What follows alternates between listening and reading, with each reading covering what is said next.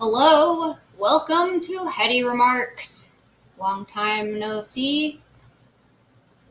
Quite a reflection on there. Yeah, I have not done an episode since the Spanish Inquisition one in December of 2023. So, for whatever reason, I just kept not doing it, and now I'm doing it.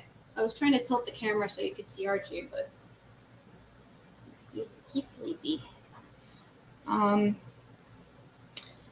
topic is Mao Zedong and China and the Chinese Communist Revolution.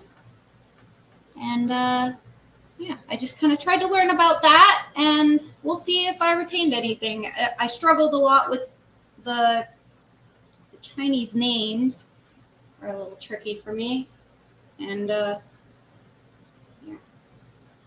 we'll see. Actually, I might just back up. I don't know. Sure. All right. Well, anyway, so China, going all the way back to when China first became a thing,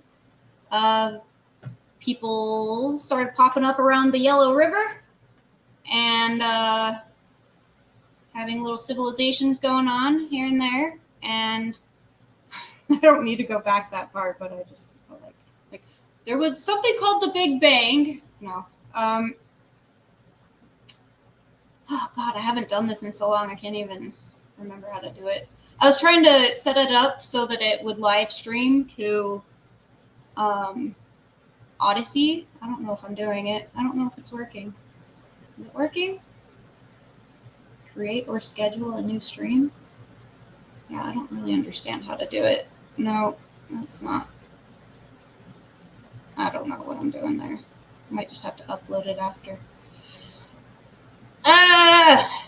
Yeah, so I read this book called Mao, A Life, and I actually recorded myself reading it, and if you go to my, oh dang, I need to add that to the notes, forgot to do that. I'll have to do that after. Actually, can I do it right now? Oh, where is that? Got like,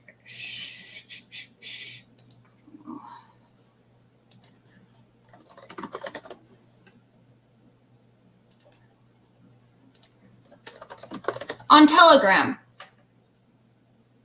I read it on Telegram. I don't know where I've got that saved.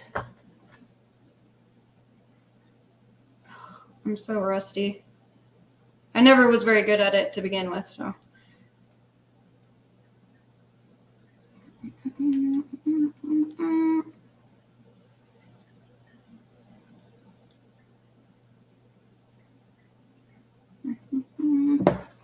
Yeah, maybe I can just real quick pop it in there.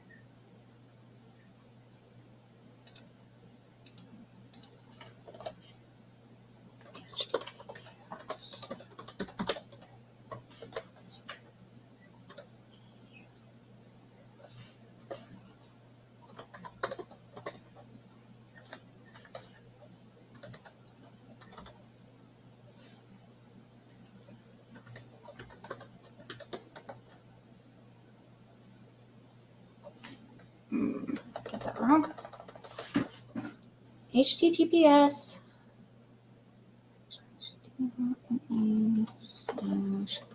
Heady Remarks 2. Save. Yeah.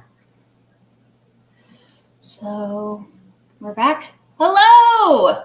Long time no see. Broken 76. Yeah, I don't know. I'm just like, if I don't just do this, I'm like never gonna do it. So I'm just doing it.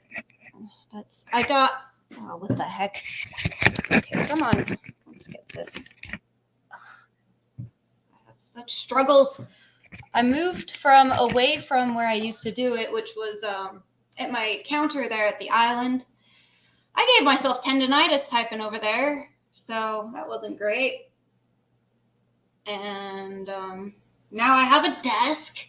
So I have a desk. I got my own laptop. I got this little light here. Just cheap stuff, but kind of wanted to do a better job of it. It's the Archie show. Doodle squatch. Yeah, I have no idea what I'm doing. Like, can I even remember how to share screens? Okay, let's just go, Heidi. Let's go. I've got notes. They're, as usual, very haphazard. Oh, great. Now you can't see Archie. So there's a lot to this story. You know, I wanted it to be about China, but also about Mao. How did communism start in China? The war that changed the world. Okay, let's see. God, it's so complicated. But I actually do have sort of a, let's see, present. Is that how you share? Share screen. We will share the.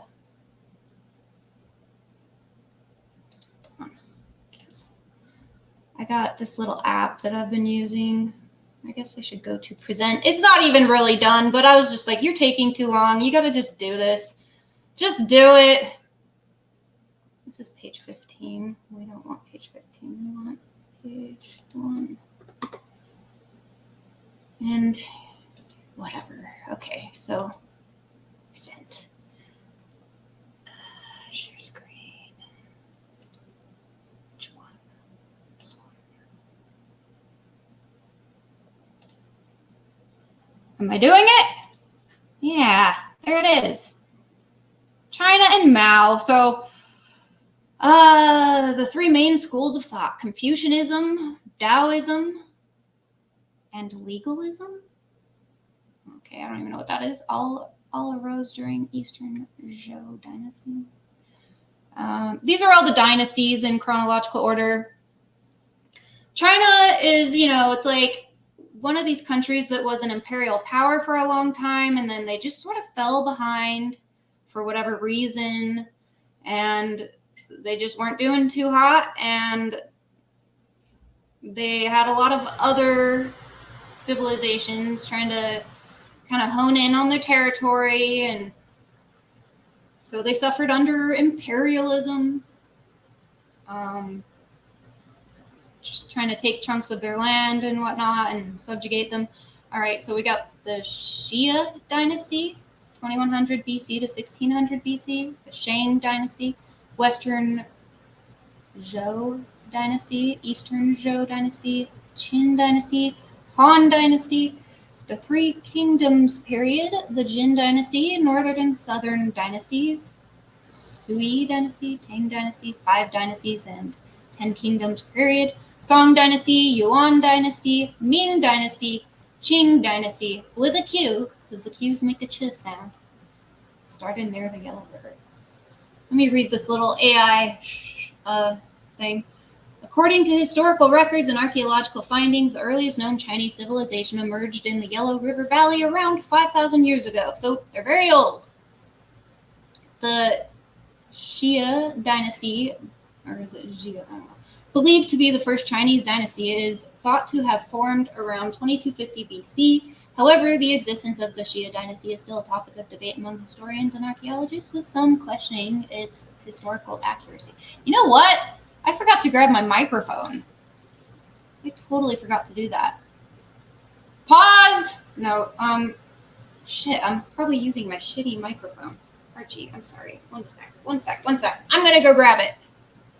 Unless it's just using this one. Does it sound all right?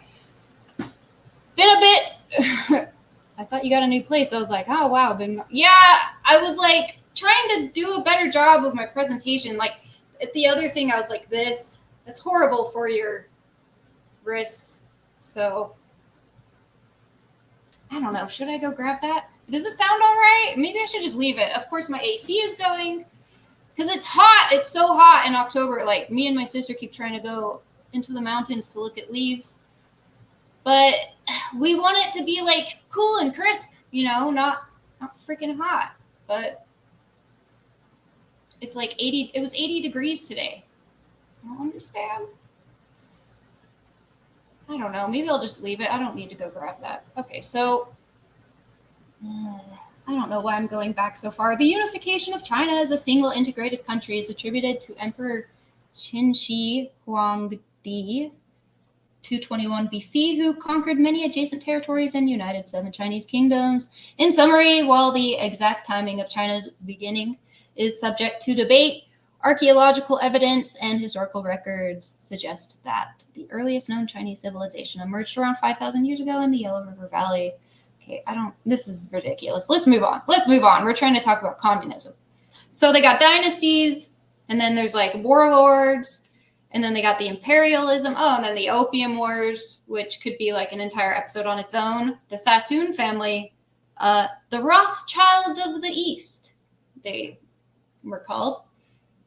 They were Iraqi Jews who were basically like the Sackler family, but for China back then.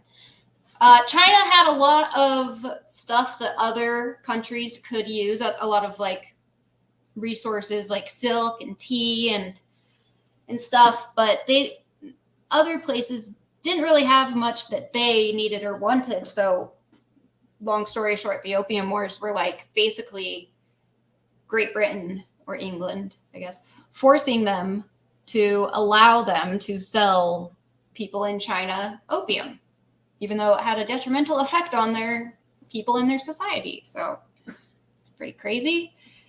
They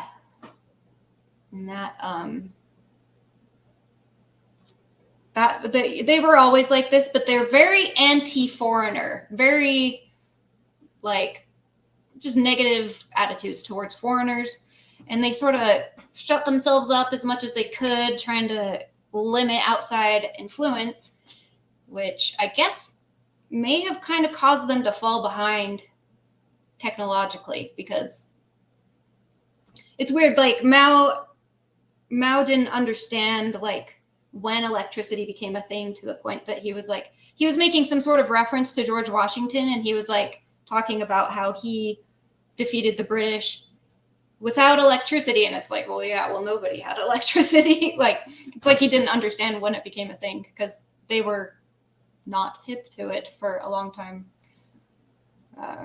They were, doing stuff the old fashioned way long after everyone else had moved forward. So, okay. I just put some things here talking about the various different imperialisms in China. There was German imperialism in China, refers to the period of German colonial presence in China, specifically in the oh God, this is why I put it off so long, as I can't pronounce the words. Qianzhou Bay leased territory, also known as Qingdao, on the Shandong Peninsula from 1898 to 1914. During this time, Germany established a protectorate over the region, which was characterized by a mix of colonial administration, economic development, and cultural exchange. So, and Japan occupying territory a lot here and there. In 1914, Japan occupied Qianzhou Bay during World War I, and the territory was eventually ceded to Japan through the Treaty of Versailles. Yes. So the Chinese were not happy with the Treaty of Versailles. And Caligula. Oh, hey, welcome.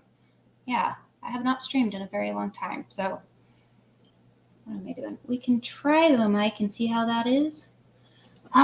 Maybe I should go grab it. Try St. George. All right, just one sec. I'll run and grab it.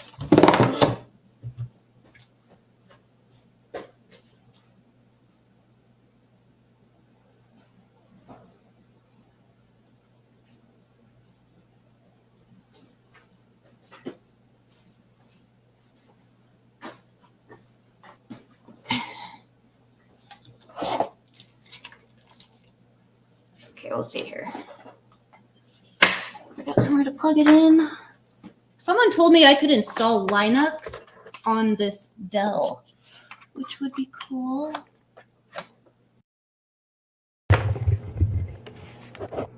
Testing. Can you still hear me? When does all that Dragon Ball Z stuff happen? Incredible history. I have no idea.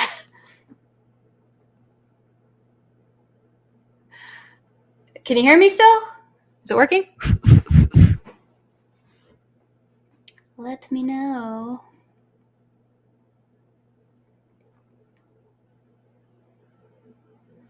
And I'll just continue, I guess. Oh, yeah, that's actually way good. Oh, good. Good. Thank you, Broken76. Appreciate. All right, so yeah, so Germany's doing it. Britain is doing it. The British East India Company's opium trade with China, 17th to 19th centuries, led to the First Opium War, 1839 to 1842, and the signing of the Treaty of Nanking, which is sometimes Nanjing. It's even more confusing. It's like there's Pinyin, which is what this book is written in, and then there's the other one. I can't remember what it's called. The British imposed unequal treaty. So that's why like everyone's got like two versions of their name. It's like Mao Zedong or it's Mao Zedong. The British imposed unequal treaties, including the Treaty of Tientsin, 1858, which granted Britain, France, and the United States extraterritorial jurisdiction over Chinese citizens and restricted Chinese trade and industry.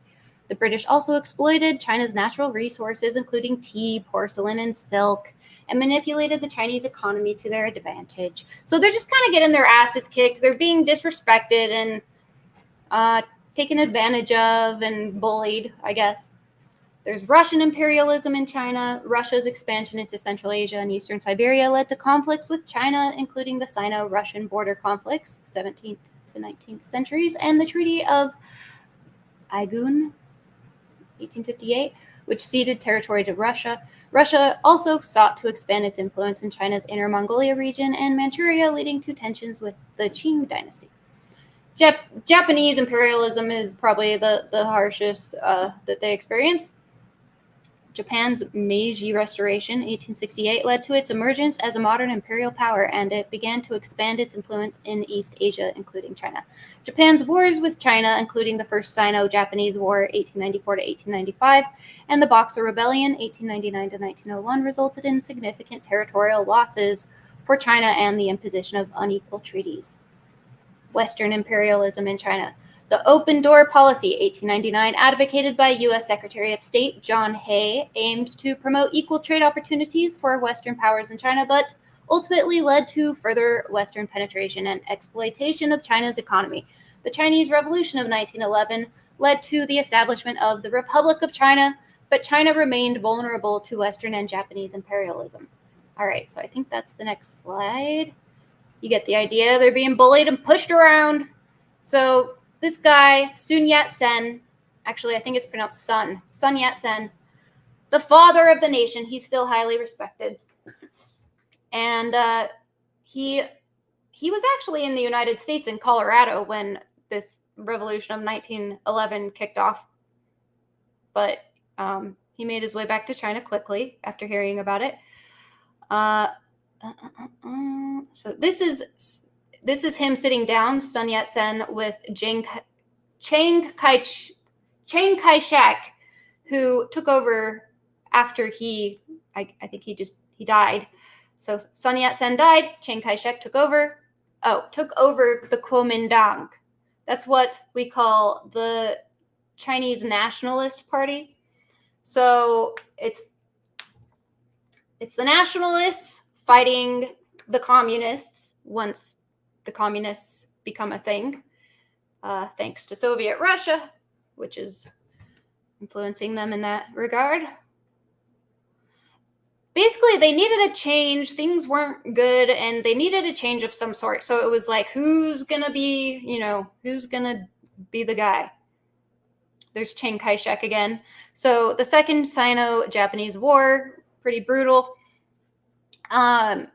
The Battle of Shanghai is sometimes referred to as the first battle of World War II. In the West, we don't get a lot of, we're not like really into what was going on in China during, the whole World War II thing. So I don't know. I didn't know anything about China. So that's why I thought it would be an interesting topic to try to learn stuff about. But so the Second Sino-Japanese War was fought between the Republic of China and the Empire of Japan between 1937 and 1945.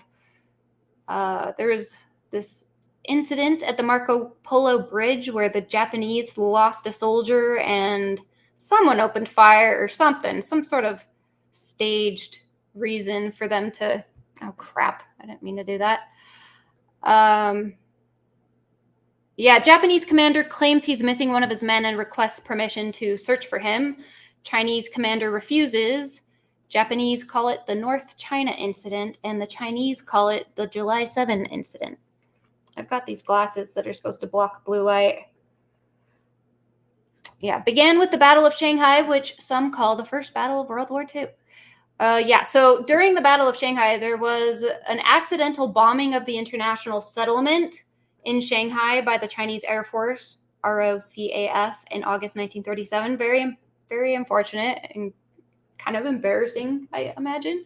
They bombed the shit out of the international settlement, bunch of civilians. They were trying to bomb the Japanese. Claire Lee Chenault was the name of an American who trained Chinese Air Force, and also American pilots who fought the Japanese during World War II. That came later, obviously. They were called the Flying Tigers. I don't know. It's hard to do because there's a lot of stuff happening simultaneously and intermittently. The Communist Party formed, and then they kept alternating between allying with the nationalists to try and fight off the Japanese, and not being able to stop fighting each other in the meantime, and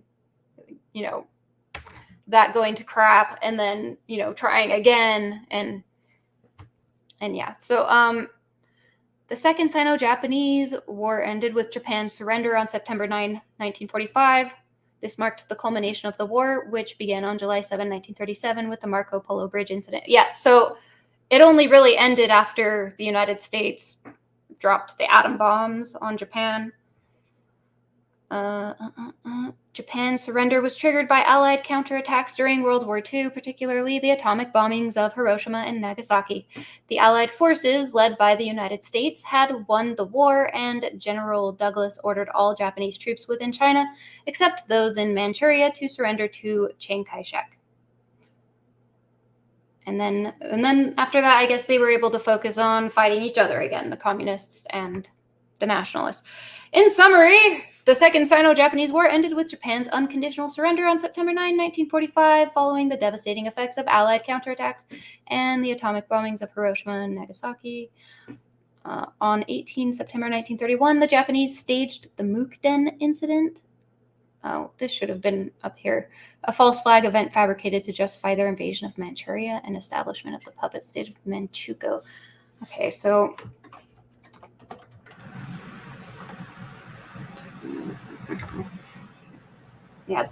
So the British began the First Opium War in 1840 and initiated what the Chinese called 100 Years of Humiliation. September 18, 1931, Japanese invasion of northeastern China, Manchuria. War until the defeat of Imperial Japan in 1945. Imperial China existed for thousands of years. Some things that originated in Imperial China are the postal service, paper money, porcelain, gunpowder, tea, and silk. Actually, I heard paper itself originated in China. 1973, Britain launches mission hoping to get China to open its borders to trade. Lord McCartney takes 600 packages of gifts from his monarch, the king of the red-haired people of England, as the Chinese called them. I'm going back to the Opium War apparently, because my notes are all haphazard. The Chinese emperor says, "I set no value on strange or ingenious objects and have no use for your country's manufacturers." So the Chinese insulted them, kind of, and rejected them. By 1931, almost 150 years later, imperialist pressure, foreign troops, and colonialist gunboats had changed China. Unequal treaties forced the Chinese to grant concessions, and there were international settlements where British, French, German, Russian, American, and others lived. After thousands of years, I don't know if anyone's ever seen the movie Empire of the Sun. It's a Steven Spielberg movie, Christian Bale's first movie. I believe that takes place starting out I think it might actually, the whole thing might take place in occupied China, because Christian Bale's like a kid in it, and he becomes a prisoner of the Japanese, and he's in a camp the whole movie. It's a good movie. But he was living in Shanghai. He's like a rich kid living in Shanghai, rich British kid. So, okay, anyway, 9/18/31, Japanese troop fabricated an incident to use as an excuse to take over the whole northeastern region of China. Japanese renamed Manchuria Manchukuo. They set up a puppet regime with the last emperor of China as its ruler and defying the sanctions of the League of Nations. China calls the invasion the beginning of the War of Resistance against Japanese aggression. 35 million Chinese lives are lost. China's wealth was east and central, the fertile river valleys and the hinterland of its great trading ports. Population when Japan invaded, 400 million, made up of 56 nationalities. More than 80% of that population was comprised of rural, illiterate peasants. 1937, full-scale war. A traveler enters a village near Beijing to warn of the Japanese advance. This is just notes from a documentary I watched.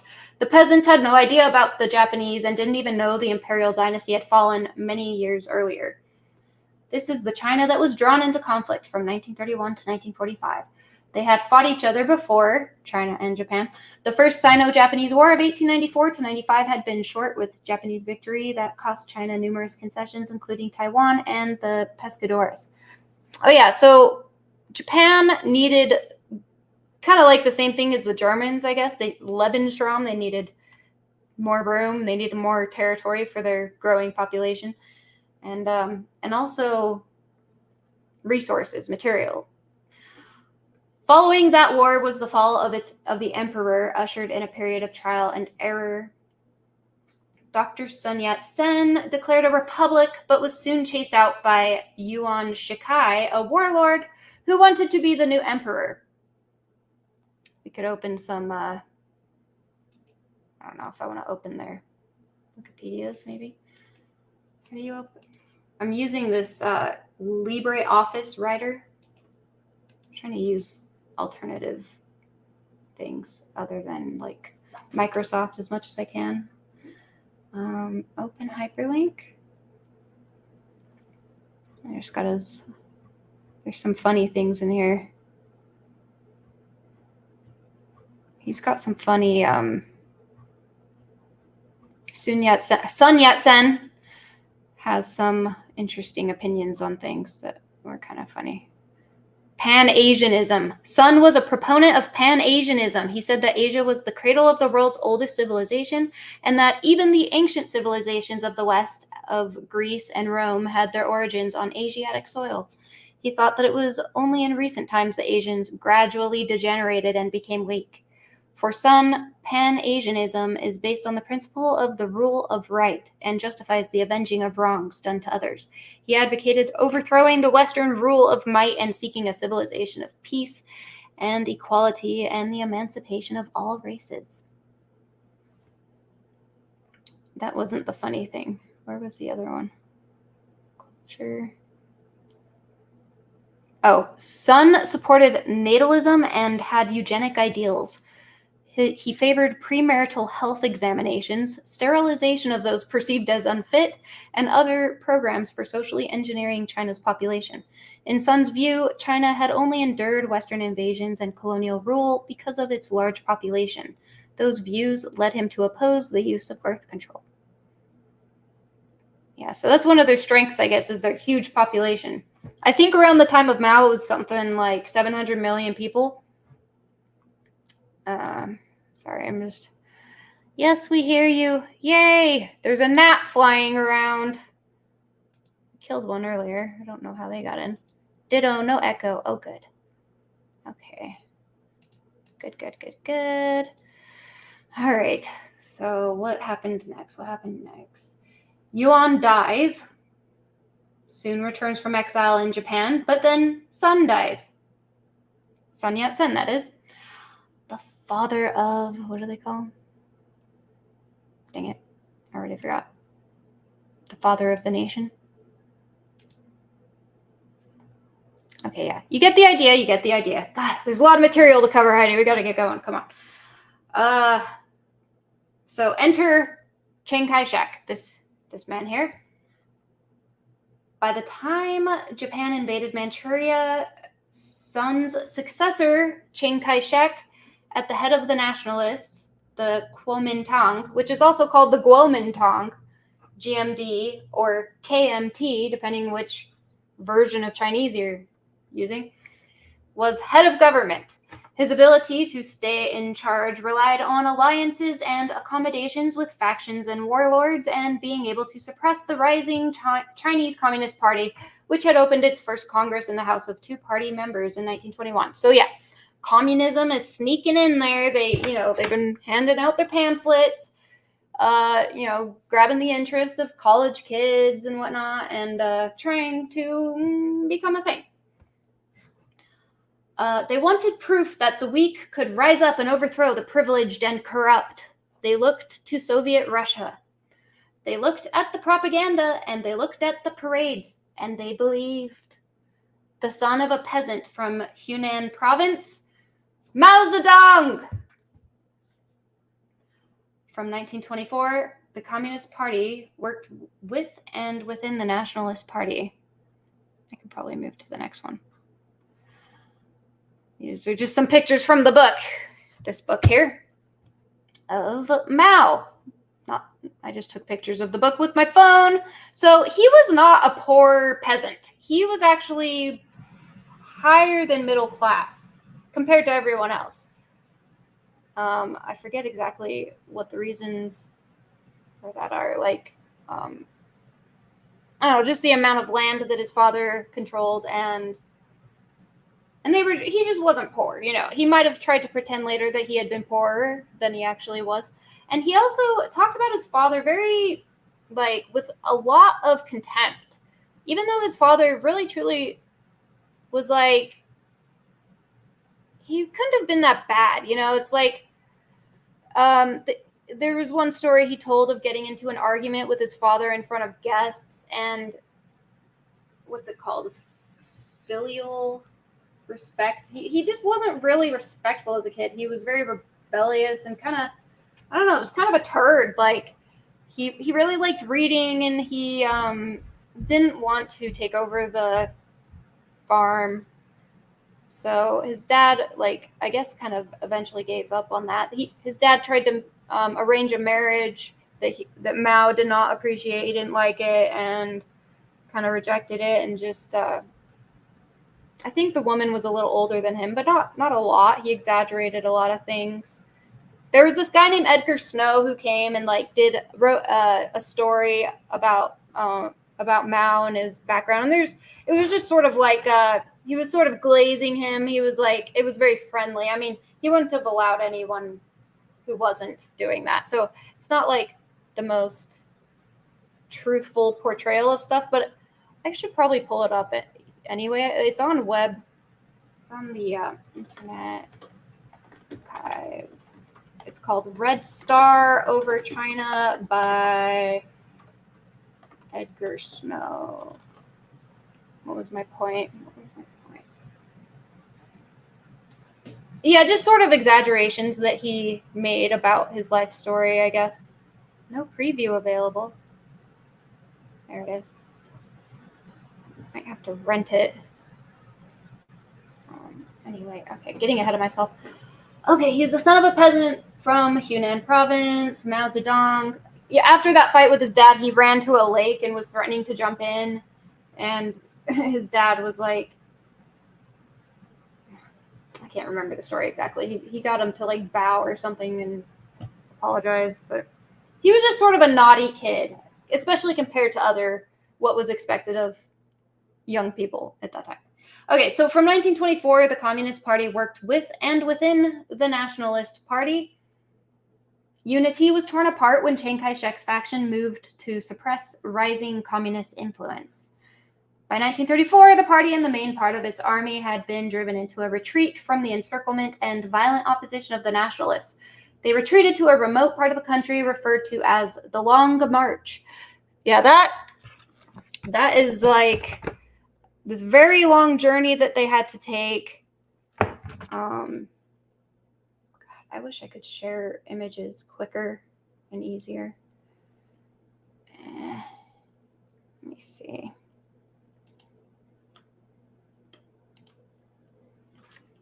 Oh, here I'm talking about Marxism. Should I get into that yet? Dang it. Hold on, I've got the map in this book here. The Long March, here we go. It might be, is it going to be backwards? Hold on. Stop screen. There you go.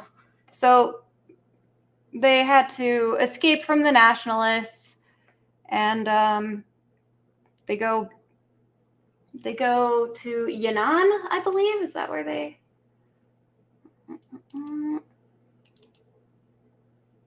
Yeah, they're like, some people were being carried in baskets and up crazy steep mountainsides, and so many of them had been killed by the nationalists, and just very brutal.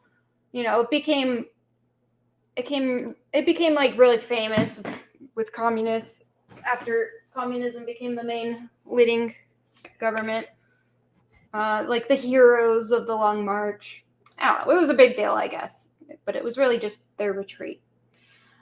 And then once the march took some of them as long as 2 years, covered over 12,000 kilometers, and went through some of the least hospitable terrain in China. 130,000 broke out of the encirclement. They went west and then north to Yan'an, between 25 to 30,000 people, and established a base called Red Yan'an. Historian Mark Selden points out the Long March had not brought the surviving faithful to the Promised Land. It had rather brought them to one of the darkest places on earth. Experiments in education, culture, military tactics, land reform. Yeah, so they're like training, they're preparing, they're getting ready, they're trying to build up their people again to get their numbers back. Government in waiting develops and tests its theories. Emerging at the head is Mao, who called the march the phenomenon of the Great Strategic Shift. Mao was elected chairman of the Chinese Soviet Republic in 1931. Chairman Mao. Policies that became known as Mao Zedong thought. His dad was probably like me and told him to jump. Yeah. I don't know. I feel kind of bad for his dad. Like he just talked about him like he was so brutal, and like, I don't know. It was just, he was kind of exaggerating, I think. He actually, he would like pay for his education and stuff, and he wasn't a bad dad, I guess, is my point there. Even though Mao just talked shit about him. The full-scale war started a year after the start of the Long March in 1937. Chiang Kai-shek of the nationalist Kuomintang had a slogan that went, "Resist foreign aggression after stabilizing the country." So I guess they're going to fight each other, and then they'll deal with the Japanese. They couldn't really decide what they wanted to deal with first. So they're like, yeah.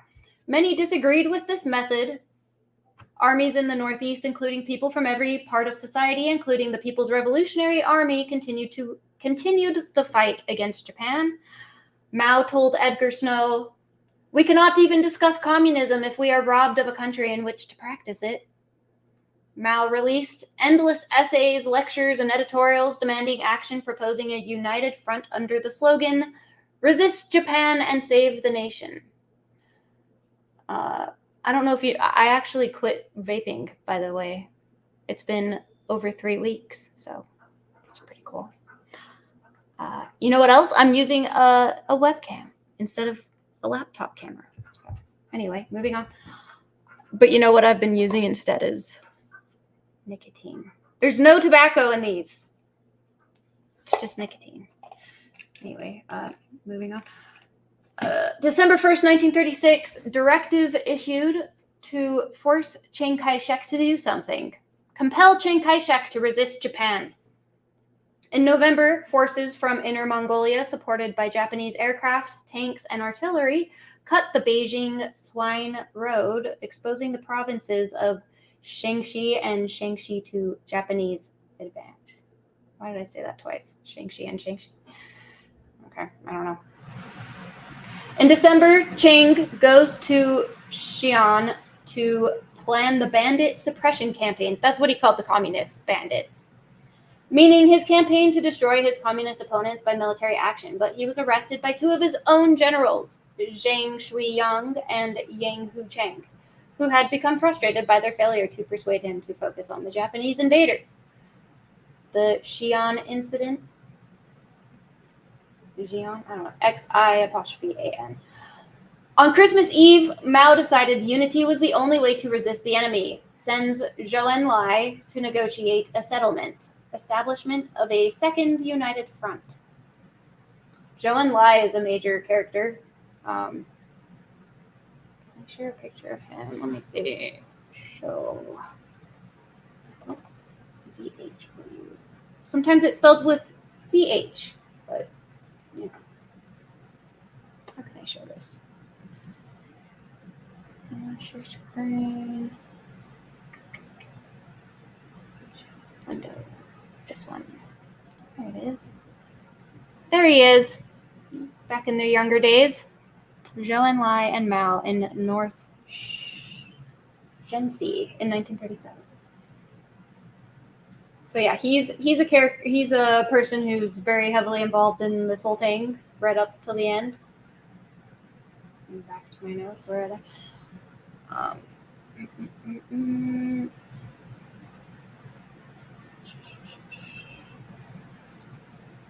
Mao decided unity was the only way to resist the enemy, sends Zhou Enlai to negotiate establishment of a second united front.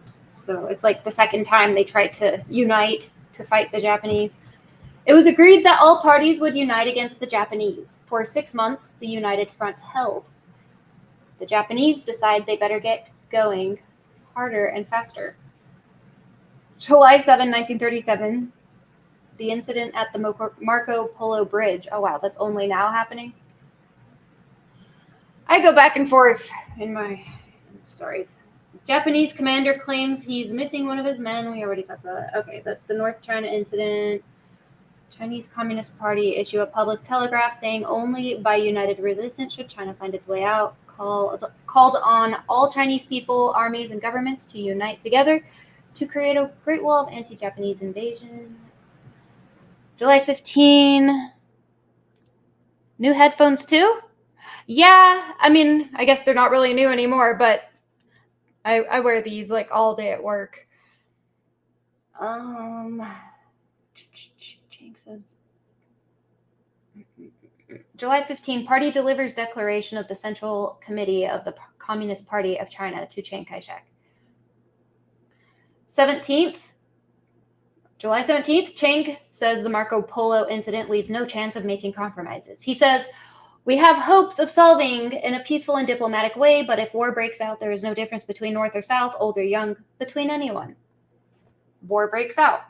The Japanese offensive began on July 26. Beijing fell after 2 days, and Chiang 2 days after that? What do you mean? No help arrived from Britain or America. The Xi'an Agreement. Capital of Nanjing threatened. July 31st says all hope for peace lost.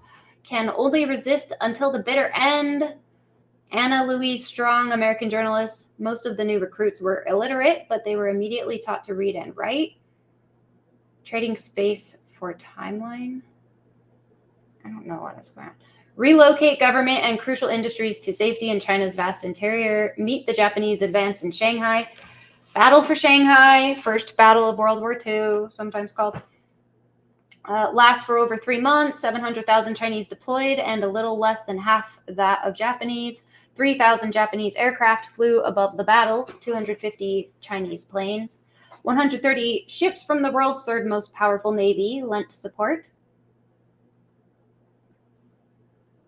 Okay. More than 280,000 Chinese casualties, less than 100,000 Japanese.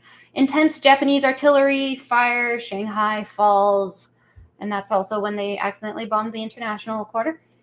Late October, Chinese forces begin their withdrawal from the center of Shanghai. They had bought time, but the cost was high in both casualties and the destruction of Shanghai. Japanese tactics, indiscriminate bombing, and the use of gas. Chiang Kai-shek had committed his elite divisions, so it was the loss of the very best of the Chinese units. The road to Nanjing, also called Nanking, lay open. The Japanese advanced towards a famously murderous bloodbath, which you may have heard of, called the Rape of Nanking. It's really horrible. I watched a movie that Christian Bale again. He's in called. He's like pretending to be a priest in Nanjing and Nanking, and it's very sad. It's like he's trying to save these little kids and stuff, these little girls that are. I don't know why I mean, we could get into why the Japanese were so brutal in a minute, but yeah, trying to explain why they were like that. I don't know.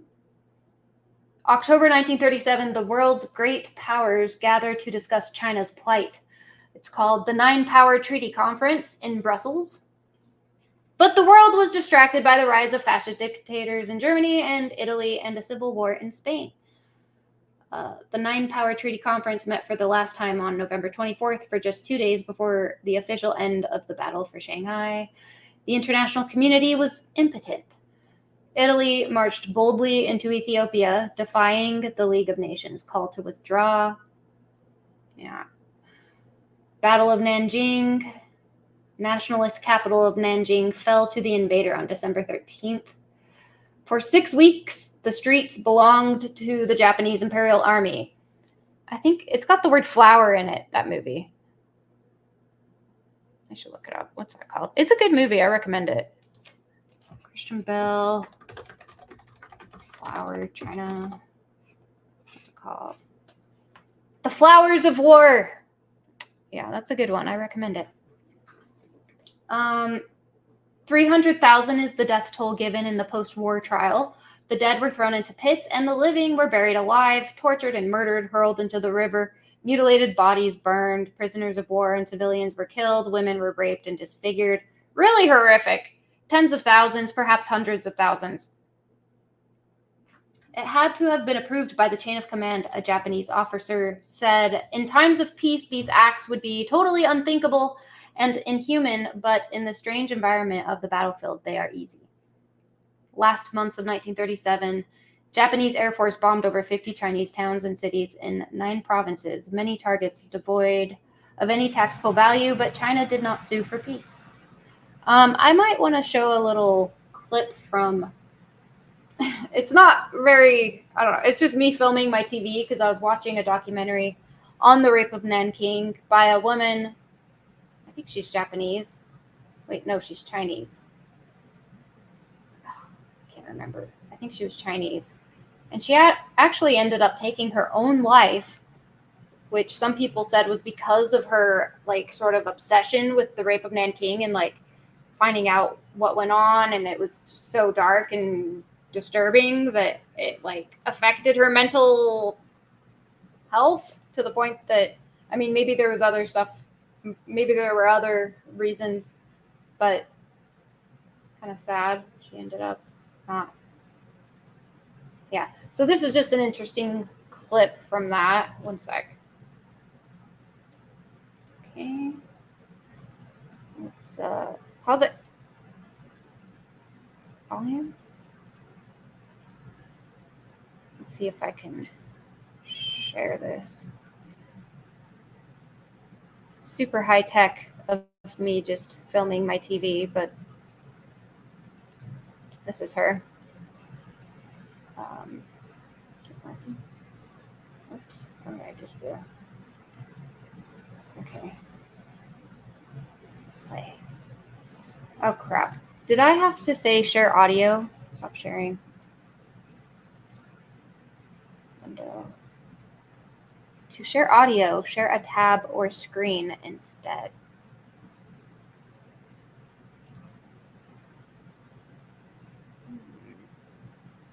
What do you mean? Entire screen, maybe?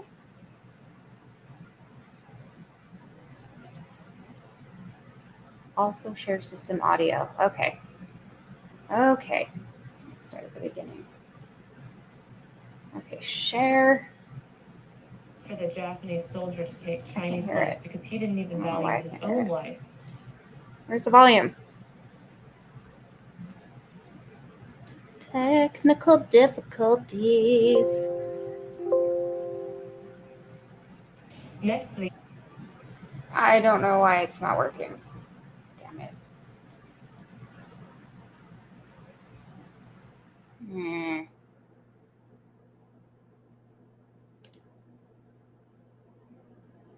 Let's try it again.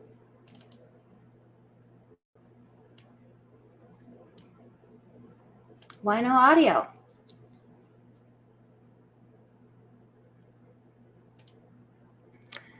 Good stuff. Thank you, says Albert Spear. Well, you're welcome. And thank you. Yeah, I don't know why this isn't working. I might not be able to do it. Allow apps to access him, right? I have no idea what I'm doing. Damn it. Why? Why are you quiet?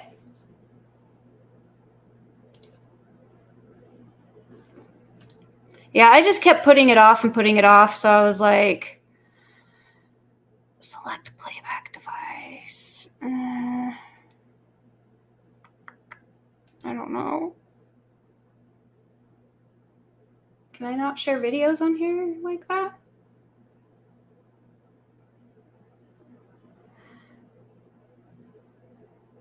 Okay, I'll try one other thing, maybe. Can I do it from Telegram?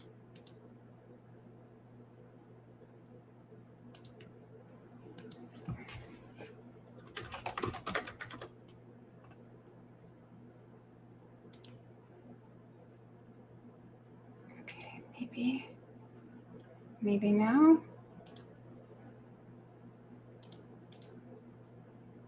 I can't hear it for some reason.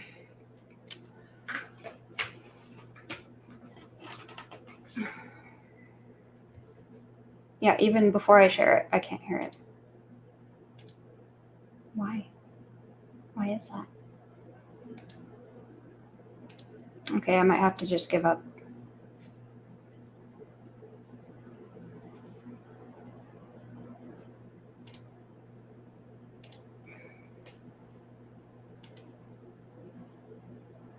But why? Archie. Poor kitty. Okay, well, anyway, she was talking about, or I'll just describe it. It was easy for the Japanese soldier. Oh, I guess it has subtitles, so maybe I'll just do that and I'll just read it. Entire screen. Yeah, I'll just read it. I'm trying to share it, but it won't let me. I love you. Mwah. Okay, so it's just an interesting little tidbit. It's not that important, but yeah, her name is Iris something. Let me see. Iris Rape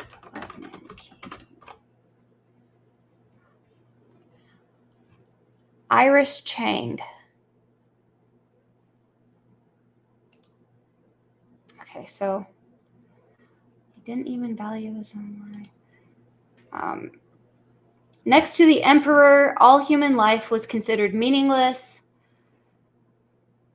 People are always arguing about the numbers of dead. They say it's 140,000, 300,000. But that's not even the point.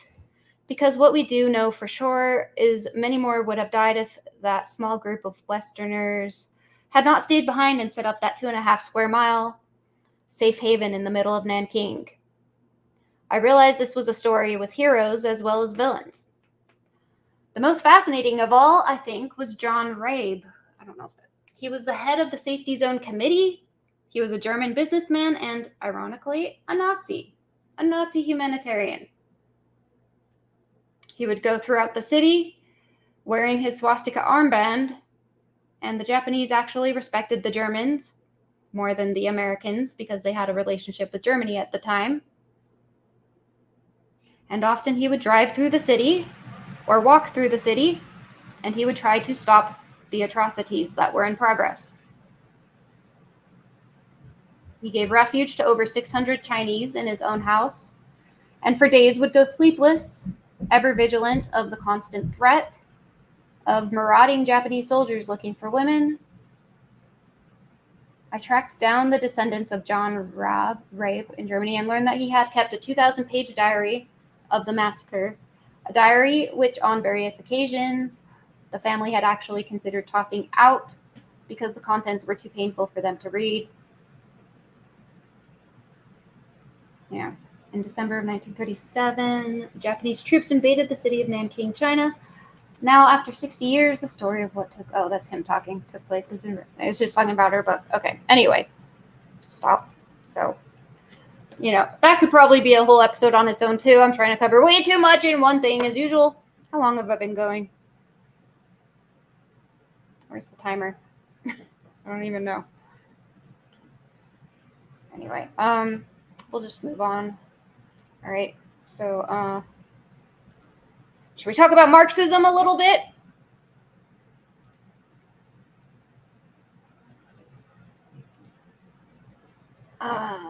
Yeah. According to Marxist theory, society is divided into two primary classes: the bourgeoisie, capitalists, and the proletariat, the workers. These classes are defined by their relationship to the means of production, such as factories, land, and resources. Yet they wanted the revolution to be like a factory workers' revolution. Workers of the world unite! But in China, it was actually, it was a peasant-driven revolution. Okay, so the bourgeoisie, or the capitalists, these classes are defined by their relationship to the means of production, such as, I already read that. Okay, so bourgeoisie, the capitalists, own the means, this is according to Karl Marx and Friedrich Engels, own the means of production and exploit the labor of the proletariat, control the economy and political system to maintain their power and wealth, represent the ruling class, shaping societal ideals and institutions to serve their interests. The proletariat is the worker. The proletariat lacks access to the means of production, and they are forced to sell their labor to the bourgeoisie. They are exploited through low wages, long working hours, and poor working conditions. They have a common interest in overthrowing the bourgeoisie and establishing a socialist society. Additional classes mentioned by Marx are the lumpen proletariat, a residual class of individuals who are disconnected from the labor market and often marginalized, such as the homeless and underclass. Marx viewed them as having little revolutionary potential and potentially conservative influence. That's weird. The middle class, a group that does not fit neatly into the bourgeoisie or proletariat categories.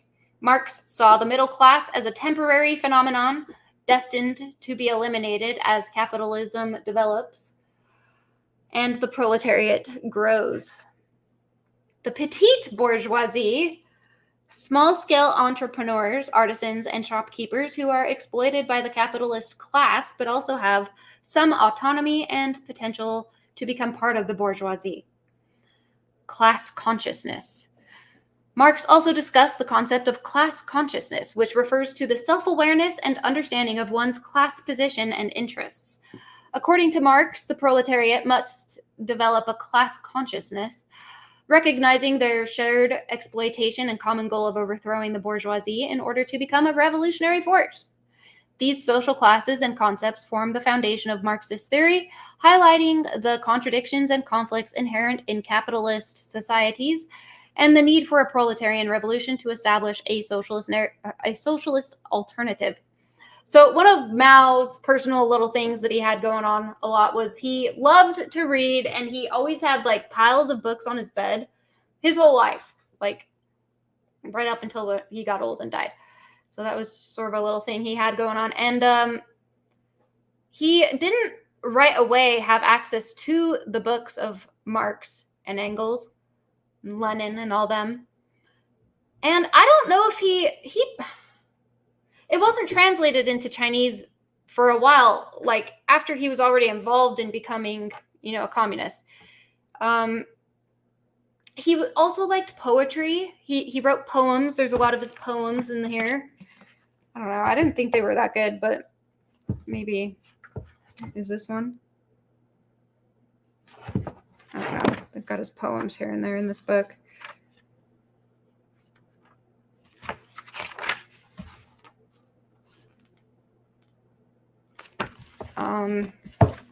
Yeah, he was into writing poetry. What else? And he didn't really have a firm grasp of Marxism, I guess. He sort of put his own little spin on it, even though, like after Stalin died and Khrushchev took over in Russia, Mao didn't like what he called revisionism of communism. But I don't know. I guess he studied it, but I also listened to an audiobook about Mao that it seemed like more so than this book, it was trying to portray him in a negative light, but it was just saying that he didn't really necessarily study it that hard. There's a lot of material to read if you're doing that, but I don't know. He was a big reader at the same time, so I don't know.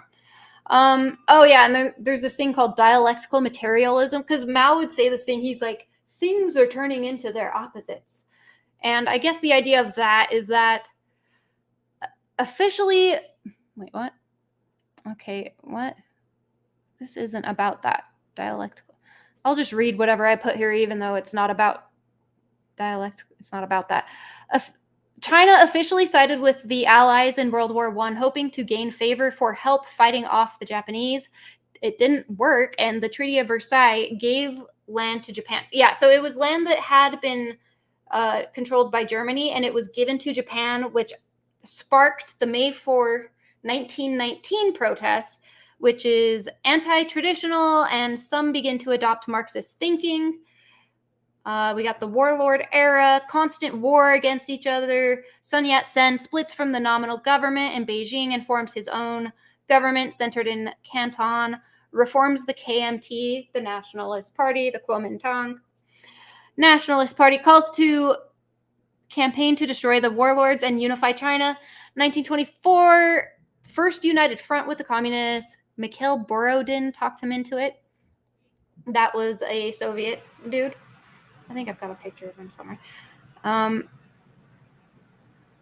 Mikhail Borodin. Sun Yat-sen dies and Chiang Kai-shek takes over, defeats warlord after warlord. April 1927 orders violent repression of Shanghai communists by nationalist troops and loyal gangs. They killed about 5,000 communists, and the United Front was over. The next 10 years known as the Nanjing Decade. Okay, well, this is a picture of Mao. Shit, I didn't mean to do that. These are Saul Adler, Israel Epstein, and Frank Coe, C-O-E. These are Jewish Soviet communists who were very influential on Mao, and they also handled a lot of the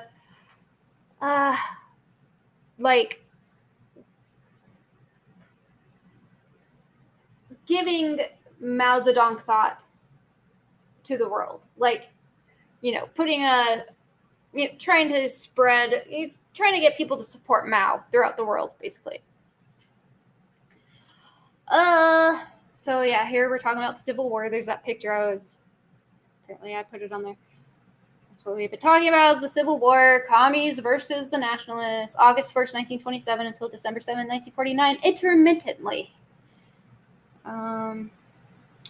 Civil War between the Manchu-led Qing dynasty and I'm talking about the Taiping Rebellion, Taiping Revolution, the end of the Qing dynasty, 1911, era of the warlords, fighting the Japanese. I say Japs, but that's just because it's quicker to type, so don't be offended. Fighting the Japs, 1931 to 1945, 1945 to 1949, civil warlords, John Rabe, National Socialist in China protecting women, or trying to. Unitary, one-party socialist, Republican. Oh, Harry Dexter White. Okay, so this whole time, we got the United States trying to figure out who to side with. And there's this whole controversy with Harry Dexter White. I have a book on him, but I haven't read it yet. But basically, he was highly suspected of being a spy for the Soviets, for the Russian communists. And supposedly, he delayed payment to the nationalists that may have tipped the scales in the favor of the communists. So, long story short, the communists won over the KMT in 1949. Chiang Kai-shek ends up fleeing escaping to Taiwan, which is why there's that whole thing with Taiwan, I guess now. It's like, it's where people who didn't agree with the communists would go. And he was able to actually live out his life there. Mao didn't go after him.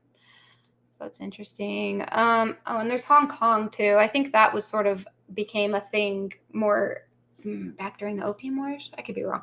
Anyway, then we've got the Korean War. I don't know if I really want to keep following this necessarily. I didn't even really finish it.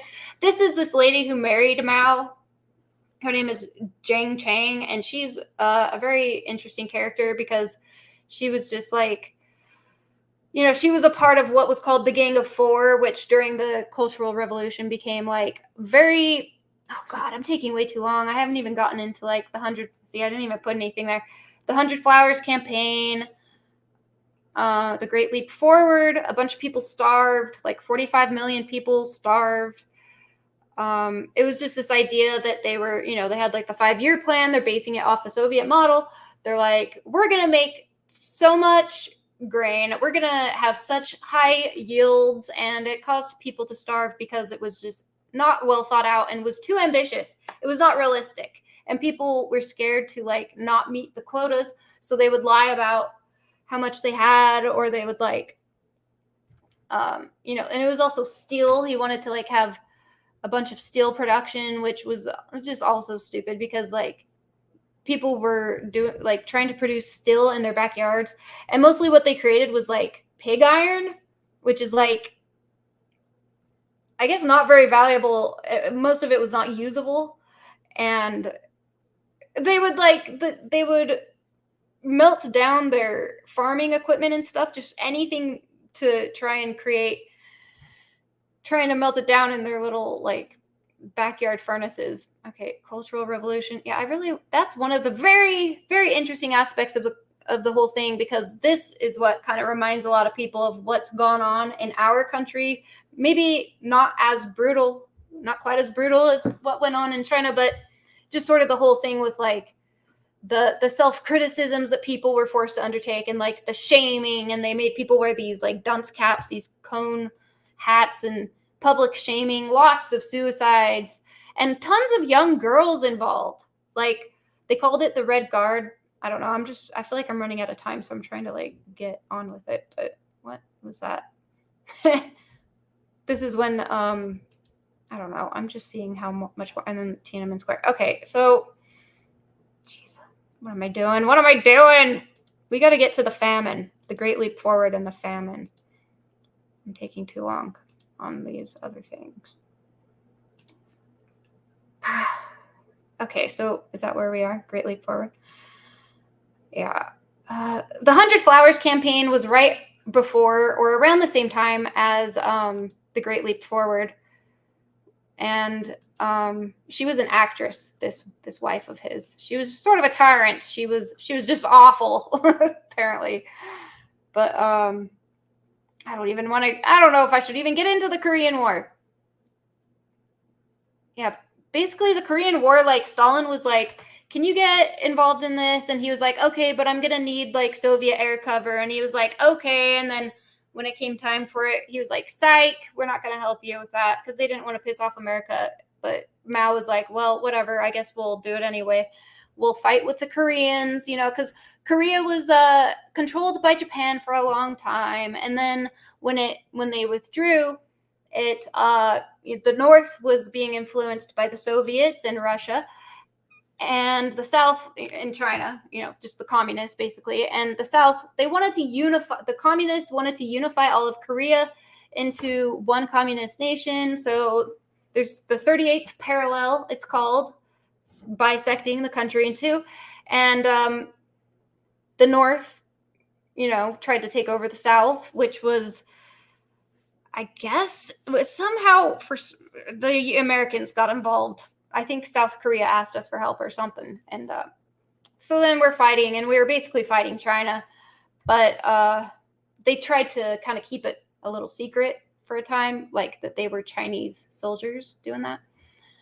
Yeah, Japan controlled Korea for a while, then they left, leaving the North under the Soviet and Communists, and the South under American control. I don't know if it's control, but we were involved. June 25, 1950, an incident in neighboring North Korea changes the course of history. North Korean forces invade the south, advancing all the way to Busan in the southern part of South Korea. North Korea, maybe I should look at a map. Should we pull up a map? I think I got Google Earth. Just to sort of, I don't know. I like to look at the map sometimes and just get an idea of all these places, what's going on. China.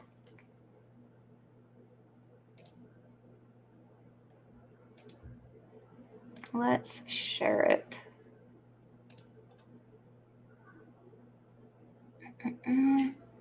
Stop screen. Present. Share screen. There we go. Can you see it? Okay, so yeah, you got China. Here's Hunan. Here's Japan, their little island here. Here's South and North Korea. Maybe I should zoom in a little bit. So yeah, we got China over here, mainland China. Hong Kong is down here. Taiwan, I think that's Taiwan right there. And like Taiwan may as well be like its own little country. And that's the island that the United States is always saying, like, you better leave them alone. Yeah, North Korea, South Korea. Where's Vietnam? Over here. Yeah, here's North and South Vietnam. Basically kind of the same deal going on in Vietnam. It doesn't get talked about as much when you're looking into the history of Japan for whatever reason. It's just like, it's not as big of a deal as it was here in the United States, I guess. But they were helping out Vietnam too, but maybe not as much. Anyway, so there's the 38th parallel, as you can see there. So, invade the South, advancing all the way to Busan. North Korea aimed to militarily conquer South Korea and therefore unify Korea under the communist North Korean regime. The U.S. comes to the aid of South Korea, sending American troops to fight alongside the South Koreans. September 15th, 1950, Americans make a tactical decision to retreat from Busan and launch a flank attack by sea at Incheon on the northwestern coast of South Korea. U.S. forces push North Korean forces back, capturing their capital, Pyongyang, and advancing even further, almost knocking on China's door. Chang Ying Hong, PhD historian, Asia Research Institute, says the Korean War broke out at a very critical time. So the United States sees that war as a kind of part of the global communist offensive. The Cold War means different things to different people. The Americans and Soviets believe the Cold War is a competition, a confrontation between two superpowers. But Mao believed the Cold War is about China. China could be invaded by America, so Mao had been preparing a defense against perceived U.S. invasion of China. By entering the war, Mao hopes to lay the foundation of China as a superpower in the eyes of the world. But more importantly, Mao sees the war as an opportunity to galvanize the masses. Mao sends Chinese troops to Korea when the new republic, or the People's Republic, was only 1 year old. So yeah, he had taken over. He was only in control for a year. People's Republic was only 1 year. One of the earliest battles takes place near Yalu River, right on the border between China and North Korea, in August 1950. More than 300,000 Chinese soldiers converge on the Chinese side of the Yalu, masked by darkness of night. All of the 18 divisions begin infiltrating across the border undetected. They launch a surprise attack against the UN forces.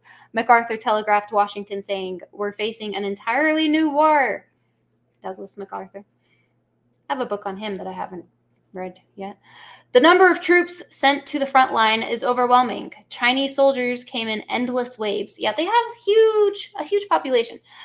The dead are replaced by fresh soldiers. November 1950, a war of ideology against the Americans. Mao needs to convince his people that joining the Korean War is the right thing to do. He sends his own son to the front lines. Okay, so his son actually died in the Korean War. And there are some quotes where they try to make it sound like he was like, didn't even care.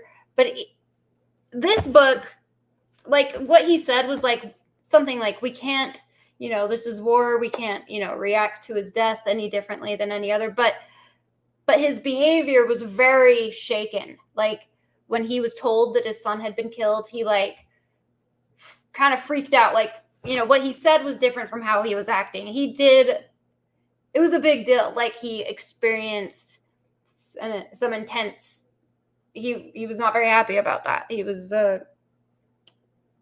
experienced grief. He was a human being. However, after that, he no longer really had much to keep him, I don't know, like, soft, and it hardened him, I guess, is what I'm saying. So Li Xiaobing, PhD, University of Central Oklahoma, says, in order to mobilize the Chinese forces and convince the Chinese generals, many of whom did not believe China should fight the war against the United States, Mao sent his son Mao Anying to Korea as a Russian translator. But tragedy soon strikes the young Mao. During a UN air raid, Mao Anying was killed in November 1950. Mao lost his son in the Korean War. And it says, it only strengthens Mao's resolve. As Chinese forces approach the 38th parallel, they're faced with a dilemma. Shi Yinhong, PhD, Renmin University of China, says Mao was too obsessed with victory. He was too proud of the previous victory, so he rushed to the southern part of the peninsula. And I kind of just stopped sharing my notes there. Hold on. I'm going to go back to these ones now. I was talking about Nanking, the rape of Nanking over here. God, I'm just jumping around. I'm so bad at this. He was arrested and tried and shot at the back of the head by Okay, so back to the whole Nanking thing with the Japanese. I don't know. Maybe I should skip this. I haven't even mentioned, like, Mao's method of war. He was very guerrilla warfare. It was like draw them in deep and then attack. And attack. By the way, I've got the little red book right here. Incidentally, someone bought this for me. It's like the actual. It's hard to read. Quotations from Mao Zedong. It's called The Little Red Book, and this is, it says right there, workers of the, can't really see, it's not focusing. Workers of all countries unite. Quotations from Chairman Mao Zedong. 1966. This book is from 1966. That's pretty cool. During the Cultural Revolution, all the youngins are like running around carrying this book, and they had it like memorized basically, and they're like, Anyway, okay, back to this. August 22nd, Communist Party Central Committee held a large Politburo meeting at which it set out the policy which distinguished it from the Kuomintang, the policy of a united front involving all the ethnic groups in China. May 1938, Mao delivers the lectures on protracted war and problems of war and strategy. He said, in protracted war, the mobilization of the people throughout the country will create a vast sea in which to drown the enemy. Launch guerrilla warfare in the rear of the enemy and so secure overwhelming local superiority. Political power comes out of the barrel of a gun. In Pingxinguan and Taiyuan, Chinese forces had enjoyed some successes against the invasion. Sorry, this is talking about fighting the Japanese again. In 1937, Red Army reorganized and renamed the 8th Route Army. By 1945, there were more than 1 million soldiers in the 8th Route Army, and the population of the area they controlled had grown from 1.5 million to almost 100 million. Taizhuang, April 1938, there's a battle, an old railway station where hands of the clock rest permanently at 12:20, the hour of the battlefield. The world is distracted by Hitler taking over Austria, which 99% of Austrians wanted to happen anyway. Points and lines, the backstage battlefield. Chiang temporarily relocates his capital to Wuhan. Orders the dike holding the river. Oh, yeah. So is this Chiang that did that? He ordered the dike holding the river at Huayuankao to be breached and flooded, and it basically killed so many people, their own Chinese people. Withdraw from Wuhan and go to Chongqing. Japan in possession of more than it expected or wanted by now. I don't know. This is just going into more detail with fighting the Japanese. I should stop going into that. And then we hit 1939. Playwright who writes the lyrics for 1934's March of the Volunteers, which remains the national anthem. Well, we're going to have to check that out, right? We love national anthems here. Then open hyperlink. Let's check it out. Let's listen to it, shall we? It's still their national anthem. Also share tab audio. Hopefully it works.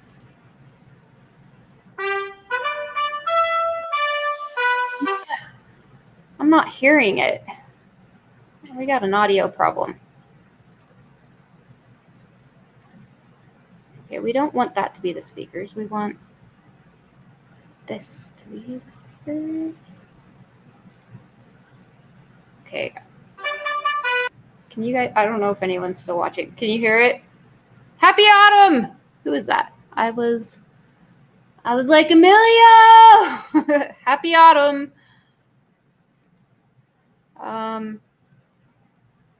No, it works. Oh, it works? Okay, cool.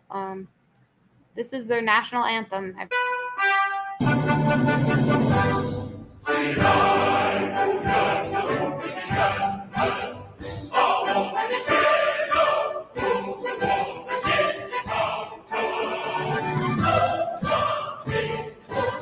China faces its greatest peril from each one of the urgent call to action.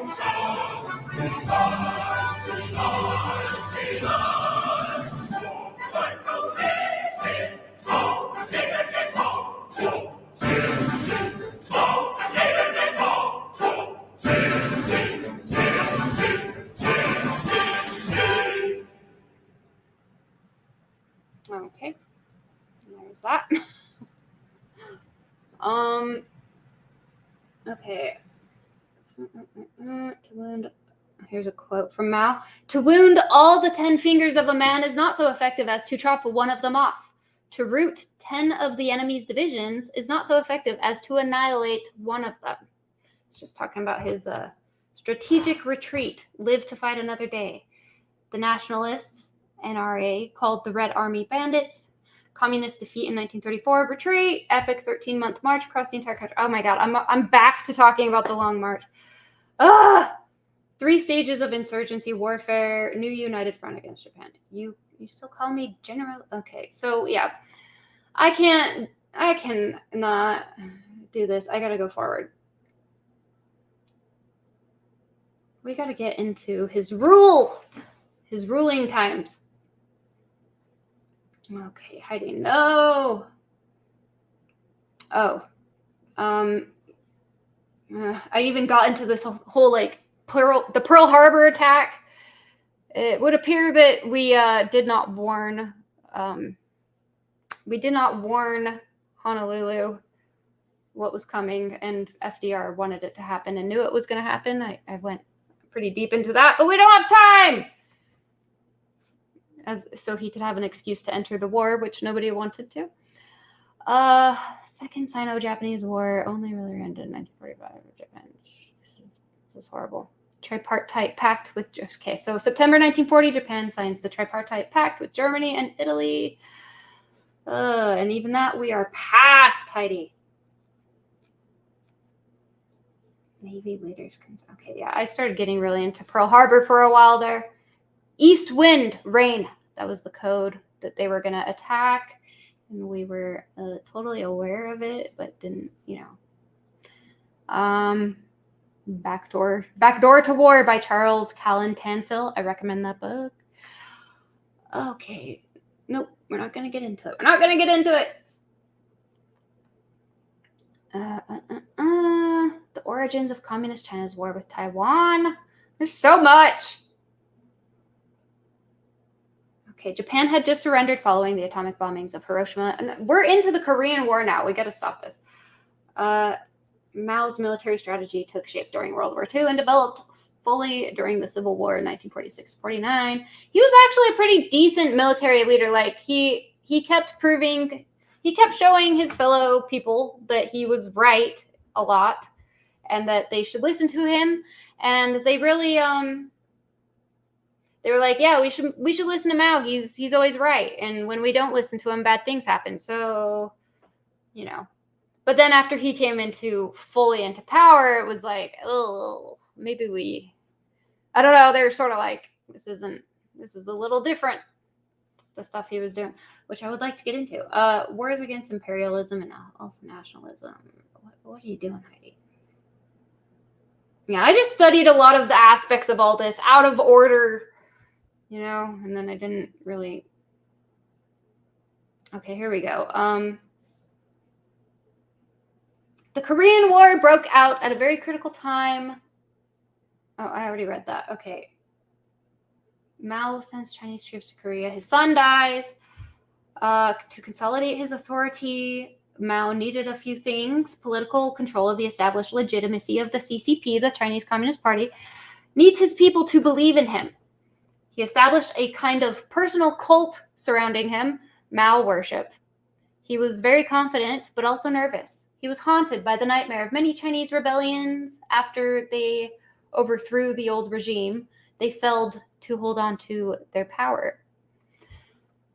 Song Ling, a devoted follower of Mao. Oh, by the way, just the Korean War ended basically in a stalemate. It never technically actually ended. And there's a very interesting documentary about North Korea that I shared on Telegram that I recommend. It's like, I don't know, it's an interesting country. It kind of makes me laugh, but it's also kind of scary, I guess. Yeah, because the leader of China or of Korea at that time was what was his name? He's like worshipped still, and it was his son, and then it's the people still in charge are his offspring, his descendants. Leader of Korea during Korean War. What's his name? North Korea. Kim Il-sung. Yeah. They got huge, gigantic statues of him there. Okay, so a follower of Mao, a female Korean War veteran, says, I was originally from the 66th Army. Around August or September, we received an order. There was a mission, and they had to select some people. At least our bodies must be strong. We did not know where we were going. We just sat in a vehicle, and our team... Okay, I don't need to read this. This is like, come on. Oh, Korean War. We're past that. Okay. Peng Dehui, the commandant of the volunteer army, knows the Chinese have a weak defense and is more cautious. This is still the Korean War. Ugh. It's just, we fought for a long time and a lot of people died, and it was basically almost pointless. From the apex of this hill, enemies' movements. Okay, it's just all these detailed military war notes. Elections failed to take place in South Vietnam, and they fall into another civil war. Mao is still reeling from the Korean War, doesn't want to be involved in another proxy fight with the West. Early 1961, Mao's attitude shifts because of the split in the communist world. Vietnam began a place for the two communist countries to compete to gain control, Soviet Union and China. When Stalin died, Nikita Khrushchev seized control of the Politburo. He begins enacting policies that deviate from the Stalinist ways, begins criticizing Stalin's policies and describing him as a dictator. Mao feels attacked. He thinks Soviet Union is betraying the communist principles. He calls him a revisionist, criticizes his lack of support for revolutionary movements around the world. So he starts supporting Ho Chi Minh and offers to dispatch engineering and artillery troops to help the Vietnamese. Wu Zhenkai is a guy who was sent to help. He says he was in the Air Force Artillery Division at the time, November 3rd, 1966. They fought their first battle. The U.S. aircraft attacked only when the skies were less cloudy. Mao's involvement was less direct than in Korea. Mao's soldiers don't wear Chinese military uniforms. Okay. Actually, I guess they did wear them. They wanted the United States to know that they were fighting them in Korea. Mao's involvement was less direct than I already read that. Another veteran says he worked helping to fix the railway whenever it was broken. Okay, I'm not getting into this. Stop it, Heidi. Stop it. I have a lot of clips that I want to show from actual China. Mao the next day gives approval for the U.S. Okay, so all right, after the Vietnam shit, it leads into where we started having some diplomacy going on with China. It's called ping pong diplomacy because, yeah. Yeah, God damn it, this is so bad.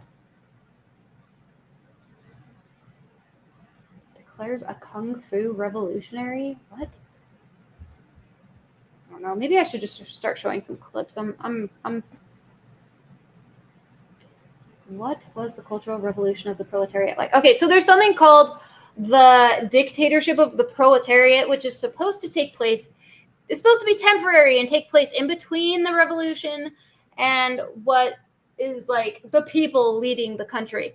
However, it would appear that the dictatorship of the proletariat never ends, and the people in power just hold on to it and become tyrants themselves, it seems. Like, I just finished reading The Harvest of Sorrow by Robert Conquest, I think his name was, about the Holodomor, the intentional starvation of 6 to 10 million Ukrainians.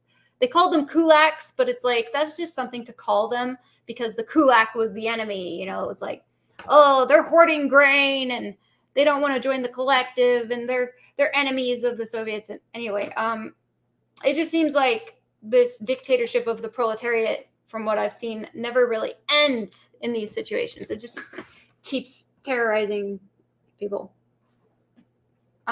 Okay, so the Red Guard, right? Ugh, what am I doing? Okay, so we got the Great Leap Forward. It's like, you know what? Let me just find it on here. Great Leap.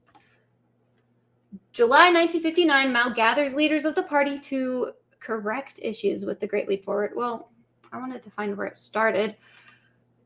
Minister of Defense spoke up to Mao in a letter and was forced to resign. Years that followed were terrible. Nobody else dared to speak up.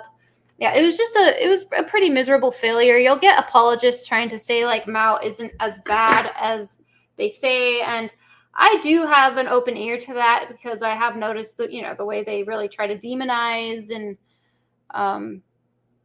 certain leaders. Like, it's sort of confusing. That's one reason why I took so long to do this, because I was trying to like form an actual opinion. I was like, I kind of respect Mao and his military like maneuvers and his way that he got himself into power, and like, I don't know, it's just sort of like admirable, even though he wasn't like a good person per se, but he wasn't really trying to be. He wasn't really driven by that kind of thing. Like, he was a selfish person, but he also, like, I don't know, he did what it's undeniable that after he did what he did, China became a superpower, you know, and some people are like, oh, that's because of what came after. And, you know, where they sort of eased, you know, let a little capitalism take place, basically, which Lenin actually said you're supposed to do. I don't know. Marxism is dumb.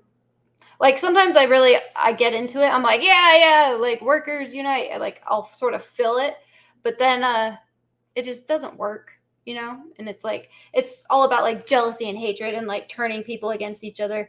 And it, in some aspects of it, are very stupid, like almost acting like your class position like dictates like what kind of soul you have. I don't know if that sounds retarded, but okay, let's just pull up the Great Leap. Okay, right before the Great Leap Forward, there's something called the 100 Flowers campaign, which turned into the anti-rightist campaign, because people were constantly being accused of being rightists or capitalist roaders. And this is how they were able to kill a lot of people, imprison a lot of people. And Mao would just take out people that he considered might be a threat. He was very paranoid about, you know, his fellow communists trying to take power from him or betray him or whatever. So the 100 Flowers campaign, it actually kind of reminds me of Elon Musk taking over Twitter, because it's like, oh, we have free speech now. Reveal yourselves. You know, like, let's get all the dissidents to speak up so we know who they are. That's basically what ended up happening with the Great Leap Forward, which may not, according to this book, he may not have from the start intended for it to be a trap, But it did become a trap. Like he was like, it was a 5-year plan of, no, that's, hold on. Pulled up the Great Leap. I'm trying to do the 100 Flowers campaign. I'm sorry. It's like right before or right at the beginning during the Great Leap Forward. So the 100 Flowers campaign was from 1956 to 1957. During the Great Leap Forward, Mao Zedong launched the 100 Flowers campaign, encouraging Chinese intellectuals to submit their thoughts and criticisms of the Communist Party's policies. The slogan, "Let 100 flowers bloom, let 100 schools of thought contend," was meant to foster openness and debate. However, the campaign's intended liberalization was short-lived, and those who criticized the party were targeted during the subsequent anti-rightist campaign. So, yeah, basically, long story short, people who spoke up ended up getting punished for it. But he may have actually intended for it to be something to like sort of earn people's trust back and be like, look, you can speak up, it's okay. But I think they started saying things about him that he was like, oh, I don't like that. We can't let that get too far. We can't let that get too loose. And then he was like, oh, I have enemies who are trying to like take advantage of this and make me look bad. And so he was like, all right, never mind. Okay, back to the Great Leap Forward. So 5-year plan of forced agricultural collectivization and rural industrialization implemented by the Chinese Communist Party from 1958 to 1962. Goals and motivations. Motivated by several factors, including the purge of intellectuals and the rise of less educated radicals, the need to find new ways to generate domestic capital. Yeah, because the intellectuals had sort of not been favoring Mao very much. He wasn't too great to them. And, it was the Nationalist Party sort of had more of the intellectual support. And Mao kind of wanted people to be dumb. He was like, books for me, but not for thee, even though he did want everyone to learn to read. So that was good. But what they read was still highly controlled.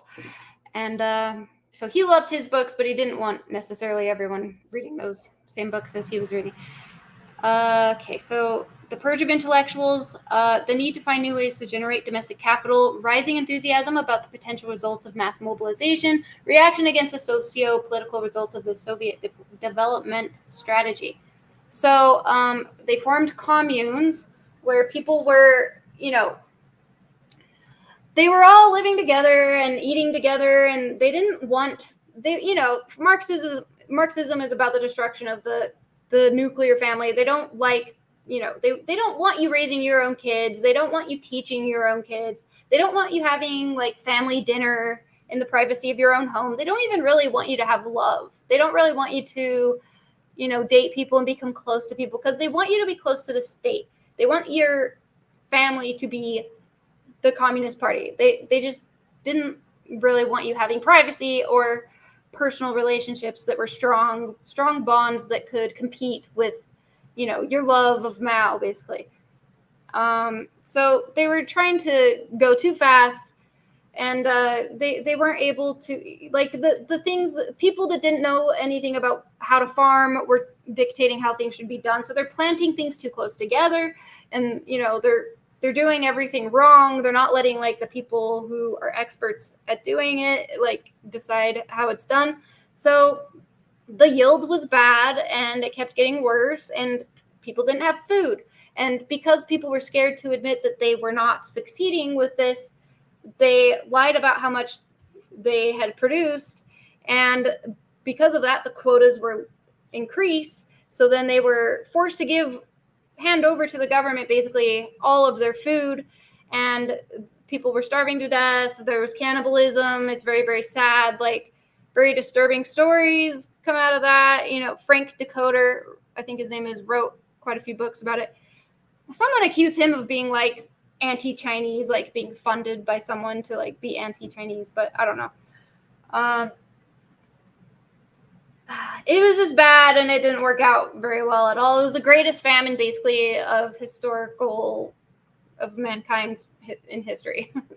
The worst famine.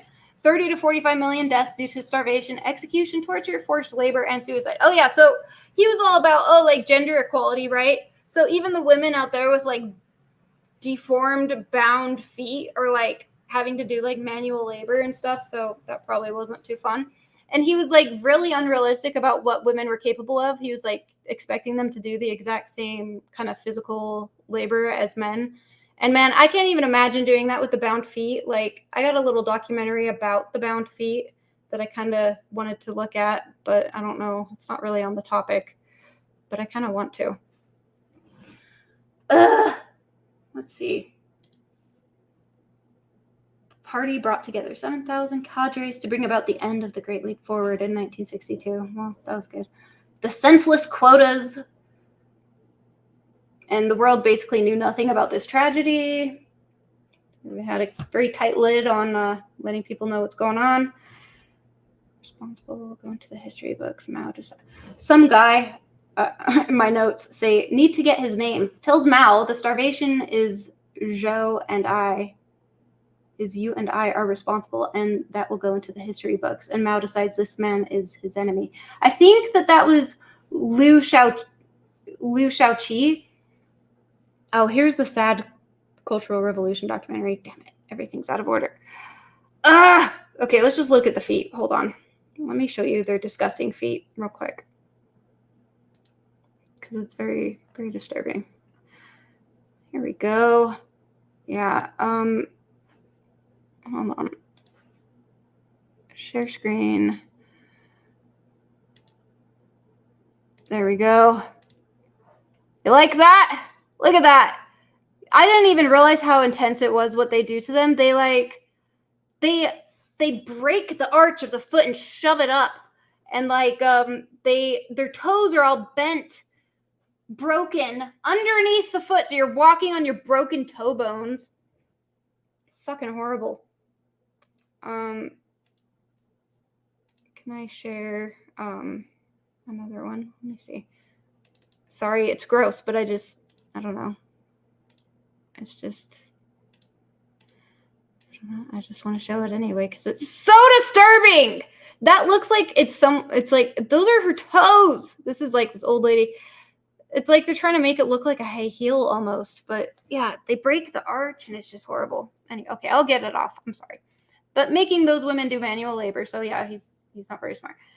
Oh, Jesus. What are we doing here? Tiananmen Square, 1966. To gain control once more, he led the Chinese youth into the movement of the Cultural Revolution against the party bureaucrats. Okay, so this lady is one of the very first people who was killed in the Cultural Revolution. It was like he allowed kids to miss school. You know, their education was disrupted for like years, and that had an effect on the country as well because people weren't getting educated, and it messed with the people growing up and getting jobs and being competent because they didn't go to school. They were too busy being allowed to ride the train systems for free around the country and terrorize people, like home invasions that were fully backed by the state. Like, to rebel is good, you know, and like attacking their teachers, a lot of them. And a lot of them were, it was like young girls a lot of the time running around like shaking this. Here's, let me share some images here. It's like attacking people and killing them or just humiliating them, and then they end up committing suicide. Where is it? What the heck? Share screen.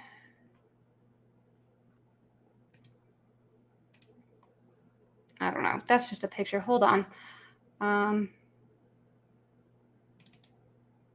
These are little kids. Oh, it's not showing it. Share screen. It's a photo of them with the little red book. Little girls, it looks like, with the little red book. They... Where else? Where else is it?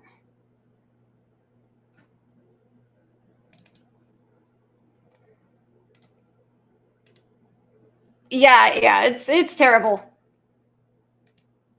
Broken 76 said, ouch. Yeah, there they are with the little red book again. So you wouldn't think that these girls could be so terrifying, but they were. And they caused a lot of havoc. And, God, I'm running out of time here. But I was like, Emilio, said Oive a while back. I have to say this. I have to get this out of the way, or else I won't, feel like I'm being honest. Where is it? It's from there it is. I just think this is important. This is about Sidney Rittenberg. There's a movie called The Revolutionary that you can watch about him. He actually spent some time in prison in China, some years. So this is from the foreword. I just think this is important. Just this line right here. 85 to 90% of the foreigners helping the Chinese at the time of the communist takeover were Jewish. That's all. I just wanted to mention that. I was not sharing the screen, was I? I should make sure you can see that. There you go. Sidney Rittenberg, 85 to 90%. So there's also an article written by like an Israeli professor talking about the degree to which Jews or Jewish people were involved in bringing communism to China. Like, a high percentage of the Bolshevik leaders were Jewish, and just it is what it is. I'll mention that, and that's that. We got all these pictures of him with them, and it, it's just it is what it is. Like I said. Okay, so Cultural Revolution. Let's open that. I've got way too many windows open, of course. Great. So with the Great Leap Forward, the government finally began to repeal the program at some point when they realized they were just basically killing people. So we're moving on to the Cultural Revolution. For some reason, this open? Yeah. Clicking on the link does not open it for some reason. Okay, so this documentary, I can't show the whole thing, but it's very sad. It made me cry. And it's called Though I Am Gone. And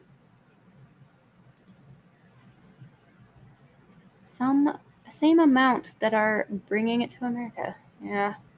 Yep. They're just really into communism, some of them. Okay, so is it sharing it? Oh my goodness. Okay. So this is just, I hope. Can you hear it? Did I share it? Hold on. I'm gonna make sure you can hear it. So one of the first women to be killed by oh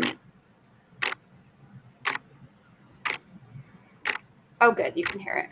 So this guy's talking about his wife. She was a teacher, and he's just like been trying for so long to get like a museum to these people opened up, sort of like a Holocaust museum, but for victims of the Cultural Revolution. And it's just very sad. Like, they really torture and humiliate and then kill you.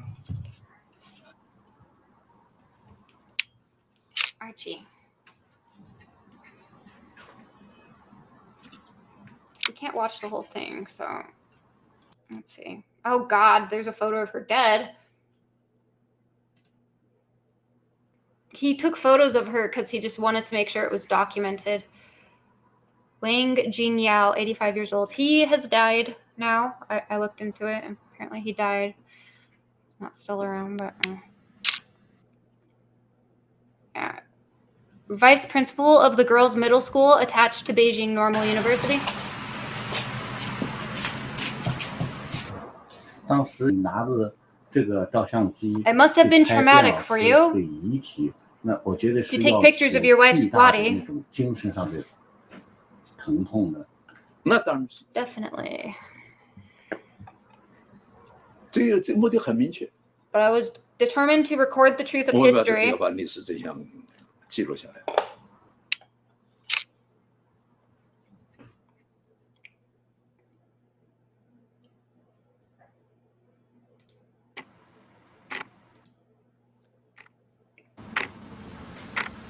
这是一份工作组审查女附中领导的意见书。 This is a 他 copy 这 of 样 the 记载了 official. 卞中云的简历：党总支书记兼副校长卞中云， Female 48. 48岁，1941年入党，1944年参加工作，出身大地主家庭，曾夸耀 She 自己 boasted 是带着 of 黄 joining 金 the 手去参加 revolution 革 with 命。 gold jewelers. 1958年任 She was 县 appointed 知， to the post since 1958.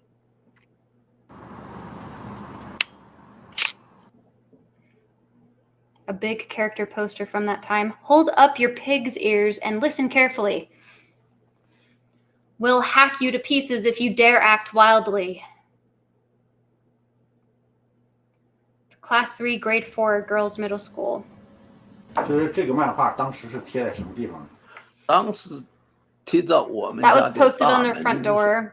通门口大门口。 Yeah, so like 像 these 这种大字报， these 当 kids 时 run 家里有 around 几张 trying 呢 to 贴了几 and they were totally permitted to do so, going around and invading houses. Like, people were scared to have like any of the old stuff. Like, this is what communism did to China. It like destroyed so much of their old, you know, stuff is burned down, old documents, old like valuable ancient like things are burned and destroyed. And if you have like anything artistic in your house at all, really, or like they see you on the street and you're wearing high heels or you have earrings or like makeup, like just certain things that they considered rightist, like, or capitalist, and they'll attack you and like destroy your own shit. Like, you know, who needs an imperial and who needs an imperialist invading army when you're just going to go destroy your own shit?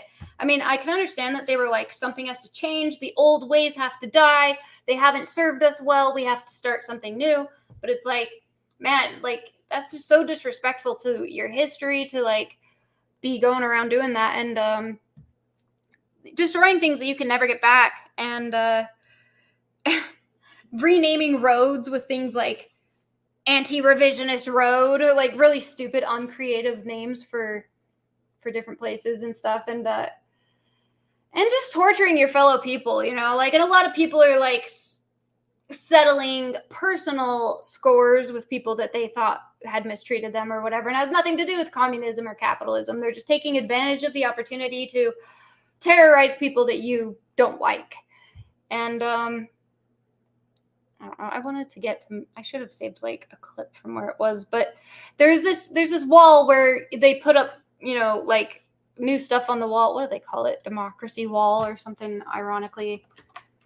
Democracy wall, China. It's like where they post stuff and it's like, you know, it's a warning of what's to come.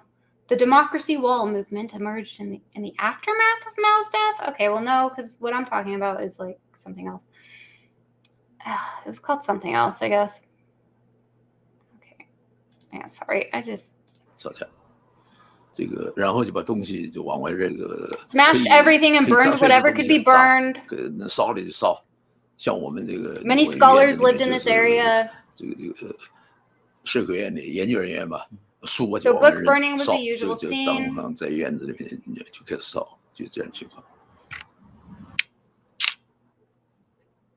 Photo of a big character poster posted in Beyond's home. You vixen, you ugly female devil, don't you dream free at home? At school, your arrogance has been swept away. At the struggle meeting, you trembled like a leaf. Oh yeah, so the struggle meetings. Yeah, kind of like how here, you know, when someone steps outside the allowable Overton window, you know, and they have to like do a self-criticism basically and issue apologies and whatnot. Not as extreme as what was going on there. But hands holding a hi-hat, poured with cold water, mud in your mouth. Just like a pig in the water. while back home you become shrewish again. 江心陈伯达 On July 7月 23rd, 23号 Jiang 在越 Qing 南 and 人 Chen 北京 Boda. 越南 Oh, that's this lady who was married to Mao that I showed earlier, the actress that was, she was a part of the Gang of Four, 人通话 incited 批评人 beatings 就 at 是这 Yan'an 个山东达 Garden, 人，好 bad 人打坏 guys beaten by 人， good guys. 这个活该 guys， 好人 beaten 打 by 好人误会，坏人打坏人不是什么样， Misunderstood. 就山东 They 达人就 didn't say what if 江心的 bad guys beaten. 所以这些 They 原始 incited, they 当时 incited 的 the 原始 beatings. 资料、原始文件我都全部保留了。衬衫 Beyond 仔 showed 细可 me 以看 bruises on her back 这个 several 背 days 部 before 啊 she took a shower at 被 home. 学生的这个用棍子啊，用引这个有打了一次。而在这以前， She said she would rather clean 前几天这个夏天洗澡 her 啊， body before being beaten 在 to 家 death. 洗澡，再去说一下， So it 他 kind 说 of sounds like she had an idea something bad 把 might 身 happen. 洗干净啊。 I don't know. I recommend this. It's called Though I Am Gone, and 下午 he 1 talks 点半 about 钟，游斗在校园里开始了，无数只拳头随 down with 着 the black 打打 gang. 黑帮的口号声落在我的身上， Countless fists fell 接 on 着 me before I was pushed to the 推 center 推 of the 搡 playground. 搡，把我带到操场的中心。哎呀，他们那个脸呢，都和纯纯看的牙齿是白的，其他一点全是 Only their teeth were white. 这是涂的墨汁是吧？ Scribbled 墨 with 汁 ink? 啊， Yes, ink. 涂的一点， Could hardly recognize 就 the 是 eyes 眼 and 睛， the teeth. 真的这样啊。 Stepped on her 他还没 body. 有接触，人就从这个枪身边就流下来了， I guess this guy 就倒在 actually 地上 witnessed her being beaten to death. 倒在地下了就晕过去了。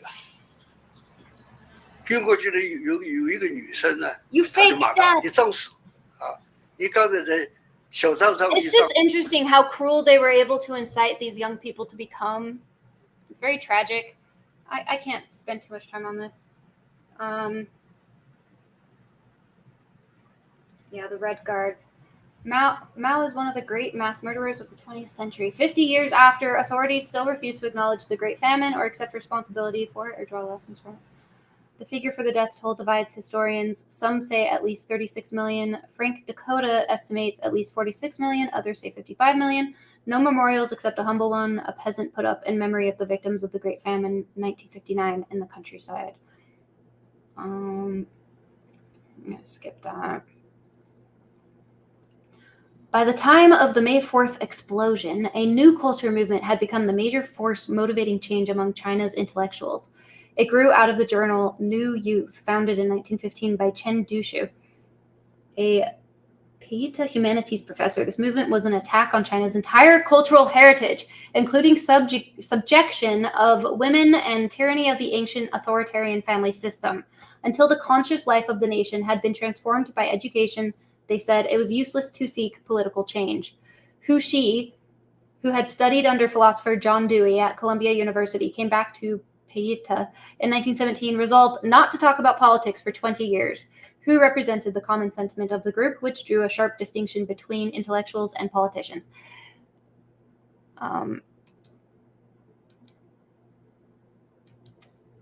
It was a curious attitude because the new culturists had no way of achieving the transformation of China's conscious life except by slow persuasion, or as Hu Shi advocated, by inches and drops. By renouncing political power, they could bring change only by influencing those in authority. Yet China's political leaders were obsessed with maintaining themselves in power, and few were interested in new ideas. On a broader scale, societies respond only slowly to persuasion and change rapidly only under force. Anyway, I was going to say that, there's this quote from Mao that he said at one point where he goes, "The people of China have stood up." And I just think that's, I don't know, it's kind of a cool quote. It's like, yeah, I mean, they did undergo so many changes, like basically within one generation, and they made a lot of mistakes for sure. And apparently I was looking recently, there's so much stuff to look into, like the Uyghurs, the Muslims that are like in sort of the upper northwest-ish area, closer to like the Kazakhstans and all those Uzbekistans and all those other countries. Like they've been really trying out. They're kind of similar to the Palestinians in a way, and the way Israel treats them. Like trying out some new surveillance tech on these guys, on these Muslims, because, you know, China does not like religion. You're not supposed to be religious. And I don't know. That was another book I just started recently that's kind of a whole other topic, but China's intelligentsia also paid little attention to mobilizing the people to bring about change. The new sophistication, knowledge of the West, and exposure to exotic intellectual ideas that characterized the tiny minority of educated people tended to increase their distance from the masses. They thought of the peasants and industrial workers as being sunk in ignorance and passivity. However, new culture activists did achieve one major advance by persuasion. Huxi advocated that written Chinese alter its archaic classical style to the vernacular of everyday speech by Hua, thus making the written language a tool, not an esoteric subject understood well only by scholars. John Patton Davies Jr., an American missionary couple's son born in China who grew up speaking Chinese, describes the use of classical Chinese as being equivalent to modern Italians being forced to write and recite the Latin of ancient Rome. Chen Duxiu supported Huxi by 1920, the Chinese Education Ministry decreed use of the vernacular in all textbooks. This decision helped countless millions of Chinese pupils in years ahead and also led to the transformation of Chinese literature into a living medium accessible to the people. Okay, God, I haven't been able to get into a lot of stuff I kind of wanted to, but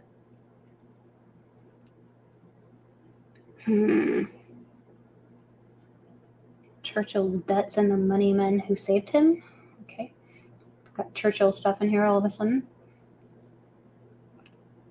The McCartney Embassy gifts exchanged between George III and the Qianlong. I don't know. I really should have just focused on one small thing. I don't know what the heck I'm doing sometimes. China began its nuclear weapons program in the 1950s with significant help from the Soviet Union, which contributed advisors and technical equipment. When Sino-Soviet relations cooled at the end of that decade, China moved forward on its own and successfully tested its first nuclear weapon in October 1964. China's strategic nuclear weapons were developed because of the belief that hegemonic power will continue to use nuclear threats. I guess I can stop sharing my screen.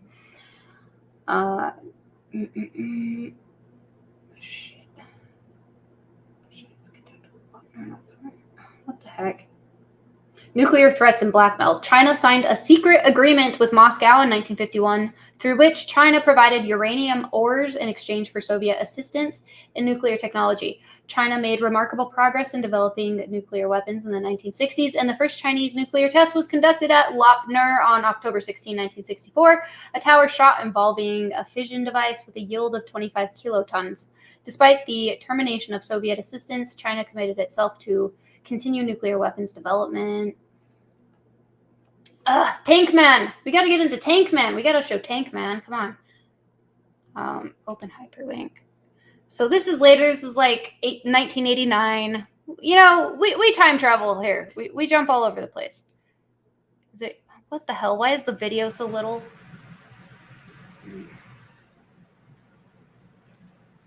Okay, will this be better? Here we go.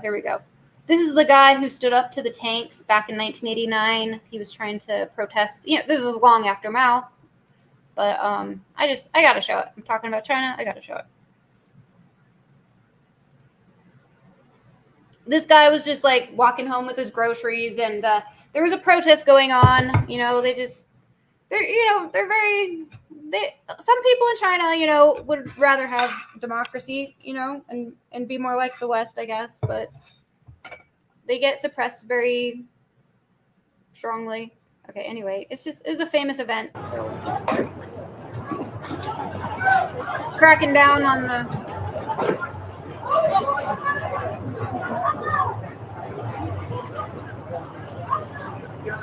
You see that guy? Standing up to the tanks.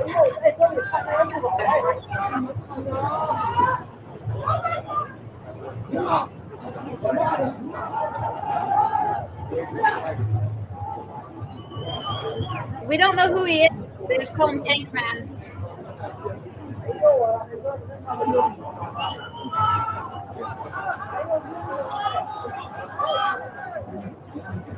I just wanted to cover all of Chinese history with a focus on communism.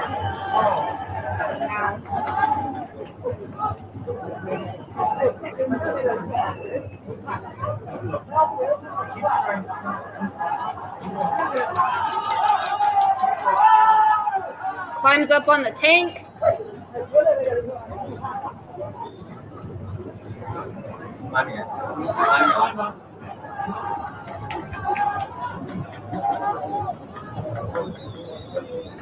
Talks to the guy in the tank for a minute. He like comes out of the hatch for a minute.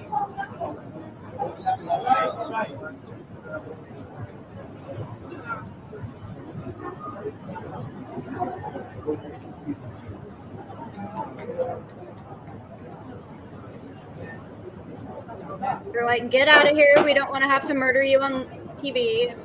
Who's watching? Oh, there he goes, back in front of the tank.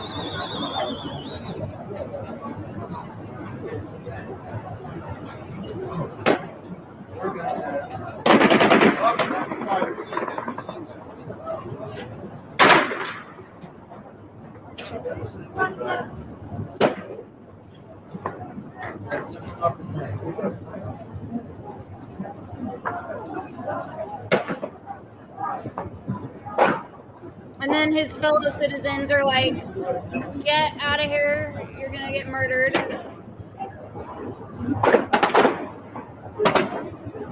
Come on. Expelling them away. Nobody really knows what happened to him or who he was, so it's just kind of a mystery. Like, he might have been killed later, or maybe he was able to get away with it. Tremble and Obey documentary. There was a documentary I wasn't able to watch because it was like listed but not playing. It wouldn't play. Okay. I do want to talk about Harry Dexter White briefly here. Harry Dexter White. This code name was confirmed by the notes of KGB archivist Vasily Nikitich Mitrokhin, in which 6 key Soviet agents are named. Harry Dexter White is listed as being first cashier and later jurist. Another example of White acting as an agent of influence for the Soviet Union was his obstruction of a proposed $200 million loan to nationalist China in 1943, which he had been officially instructed to execute at a time when inflation was spiraling out of control. Okay. And then I have stuff about the opium trade again. Mao was born and grew up in Shaoshan and went to school later in Changsha. The Manchu dynasty was coming to an end. Taiping Rebellion. Civil war between the Manchu-led Qing dynasty. Yeah, we know. I don't know. Is that Israel Epstein, born in Warsaw in 1915, Epstein wrote, though both had been brought up in pious homes, my parents had long since become strong atheists. It was long before I even saw the inside of a synagogue, though Harbin had several. I never set foot there. Nor was I taught Hebrew. We did not attend synagogue or fast in Yom Kippur or keep a kosher or Passover diet. Nor did I ever undergo bar mitzvah, the confirmation for Jewish males at the age of 13, when they are supposed to shoulder the moral responsibilities of adults. But our atheist household was very Jewish indeed, in a secular way. Mao's Minister of Appropriations, Finance. Sidney Shapiro, lawyer, translator, propaganda. I don't know. I just have a list of a bunch of the. Saul Adler, a British-American economist and linguist, had a significant connection to Mao Zedong, the founding father of the People's Republic of China. Adler worked in China during the 1960s, initially as an English language expert, including translating the selected works of Mao Zedong into English.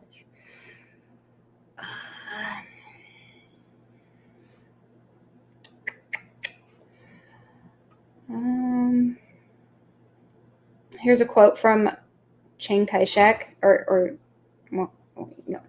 Aware of the Jewish contribution to the Chinese Revolution, this is what Chiang Kai-shek said following his stay in Moscow in 1923, the leader of the Nationalist Party.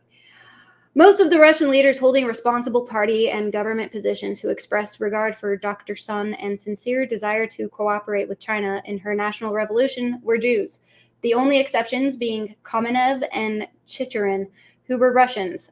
Actually, Kamenev was also Jewish, it says here.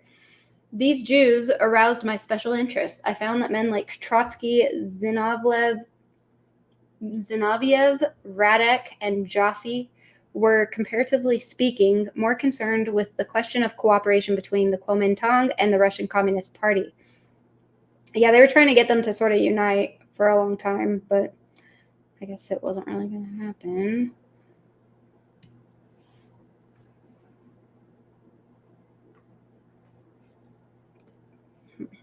Interesting. That's kind of, this is the current PRC president, Xi Jinping's opening speech at the Conference on Dialogue of Asian Civilizations in Beijing on May 15, 2019. He says, "In building our civilizations over the course of several millennia, we, the people of Asia, have made splendid achievements.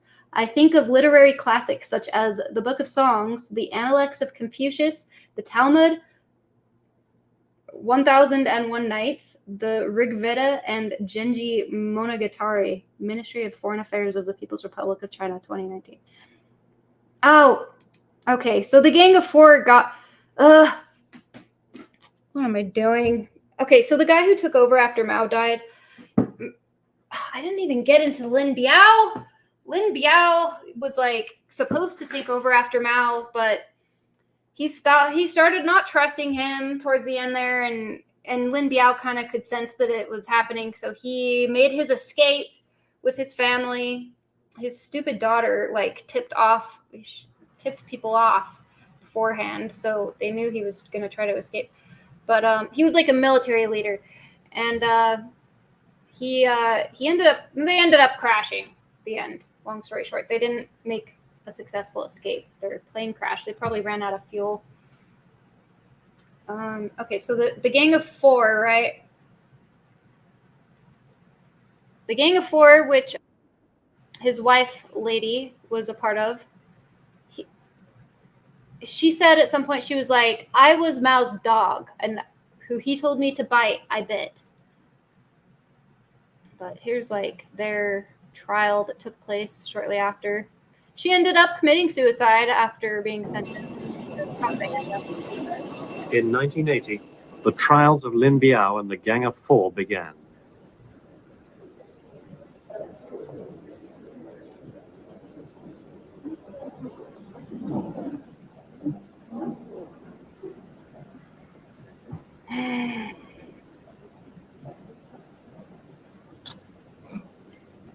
The trials were televised nationwide.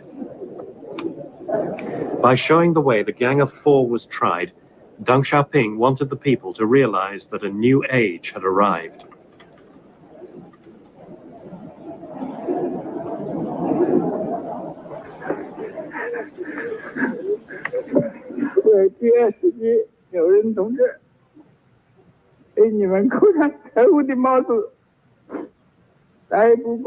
Many comrades were put in jail on countless charges. They wore handcuffs for as long as 5 years. Stop your nonsense! That has nothing to do with you! I have a right to protest. Shut up! She was not a very well-loved person, to put it mildly. 1967年1月，张灵芝被批斗的现场照片 Lynched 和 and 尸 died. 体检验照片。 Yeah, they had people lynched. 这是张灵芝被揪斗时的照片。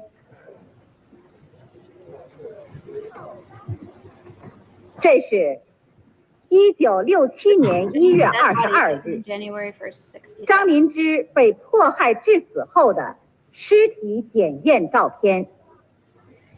尸体背部伤30处，头部有裂伤1处，深至骨膜。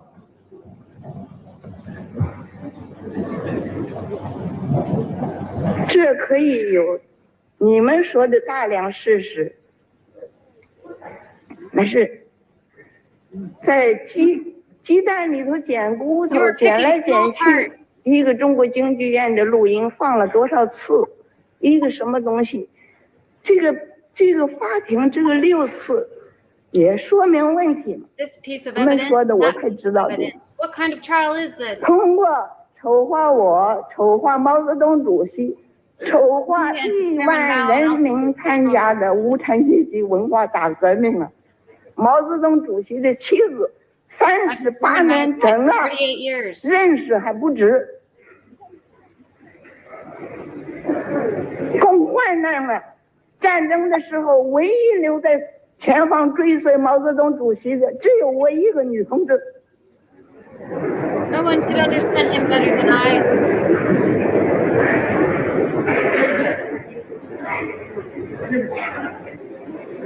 你们躲到哪去 Where 了？ were you then? To place the Gang of Four in the dock was to repudiate the Cultural Revolution itself.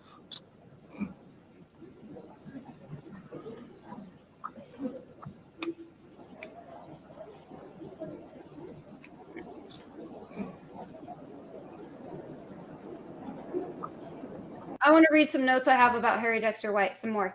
Based on the provided search results, there is substantial evidence suggesting that Harry Dexter White was a Soviet spy. Here are some key points. Elizabeth Bentley, a defector and Soviet espionage courier, testified before the FBI and the House Un-American Activities Committee, HUAC, that she learned from Soviet spies Nathan Gregory Silvermaster and Ludwig Ullman that Harry Dexter White was one of the sources of government documents they were photographing and passing to the Soviets, November 7, 1945. Bentley also alleged that White was responsible for passing treasury plates for printing Allied military marks in occupied Germany to the Soviets, leading to inflation and a black market, costing the U.S. $250 million. 1953 testimony. Another defector, Whittaker Chambers, confirmed White's involvement with the Soviet Union when questioned by Truman aide Stephen J. Spingarn in 1948. Soviet archives, reviewed by Alexander Vasilyev, a former Soviet journalist and KGB operative, revealed that White assisted Harold Glasser, a Treasury executive and NKVD spy, in obtaining posts and promotions while aware of Glasser's communist ties, December 1941. Elizabeth Bentley testified before HUAC on July 31st, 1948, that Harry Dexter White was a Soviet spy, and White himself appeared before the committee on August 13, 1948, after sending a note to J. Edgar Hoover. The available evidence suggests that White's actions, including obstructing a proposed loan to nationalist China in 1943 and assisting Soviet spies, were motivated by his loyalty to the Soviet Union. According to multiple sources, Solomon Adler worked as a U.S. Treasury representative in China during World War II. He was later identified by Whittaker Chambers and Elizabeth Bentley as a Soviet spy and resigned from the Treasury Department in 1950. So they had these spies in high positions in U.S. government. Confirmation of Soviet spy allegations. The sources consistently confirm Adler's involvement with Soviet intelligence networks, citing his identification by Chambers and Bentley as a Soviet intelligence source. This information suggests that Adler's tenure as a U.S. Treasury official was compromised by his alleged espionage activities on behalf of the Soviet Union.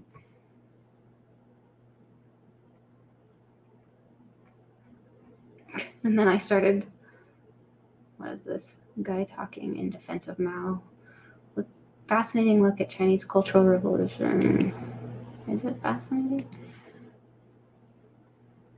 Okay, well, this is sort of an interesting article.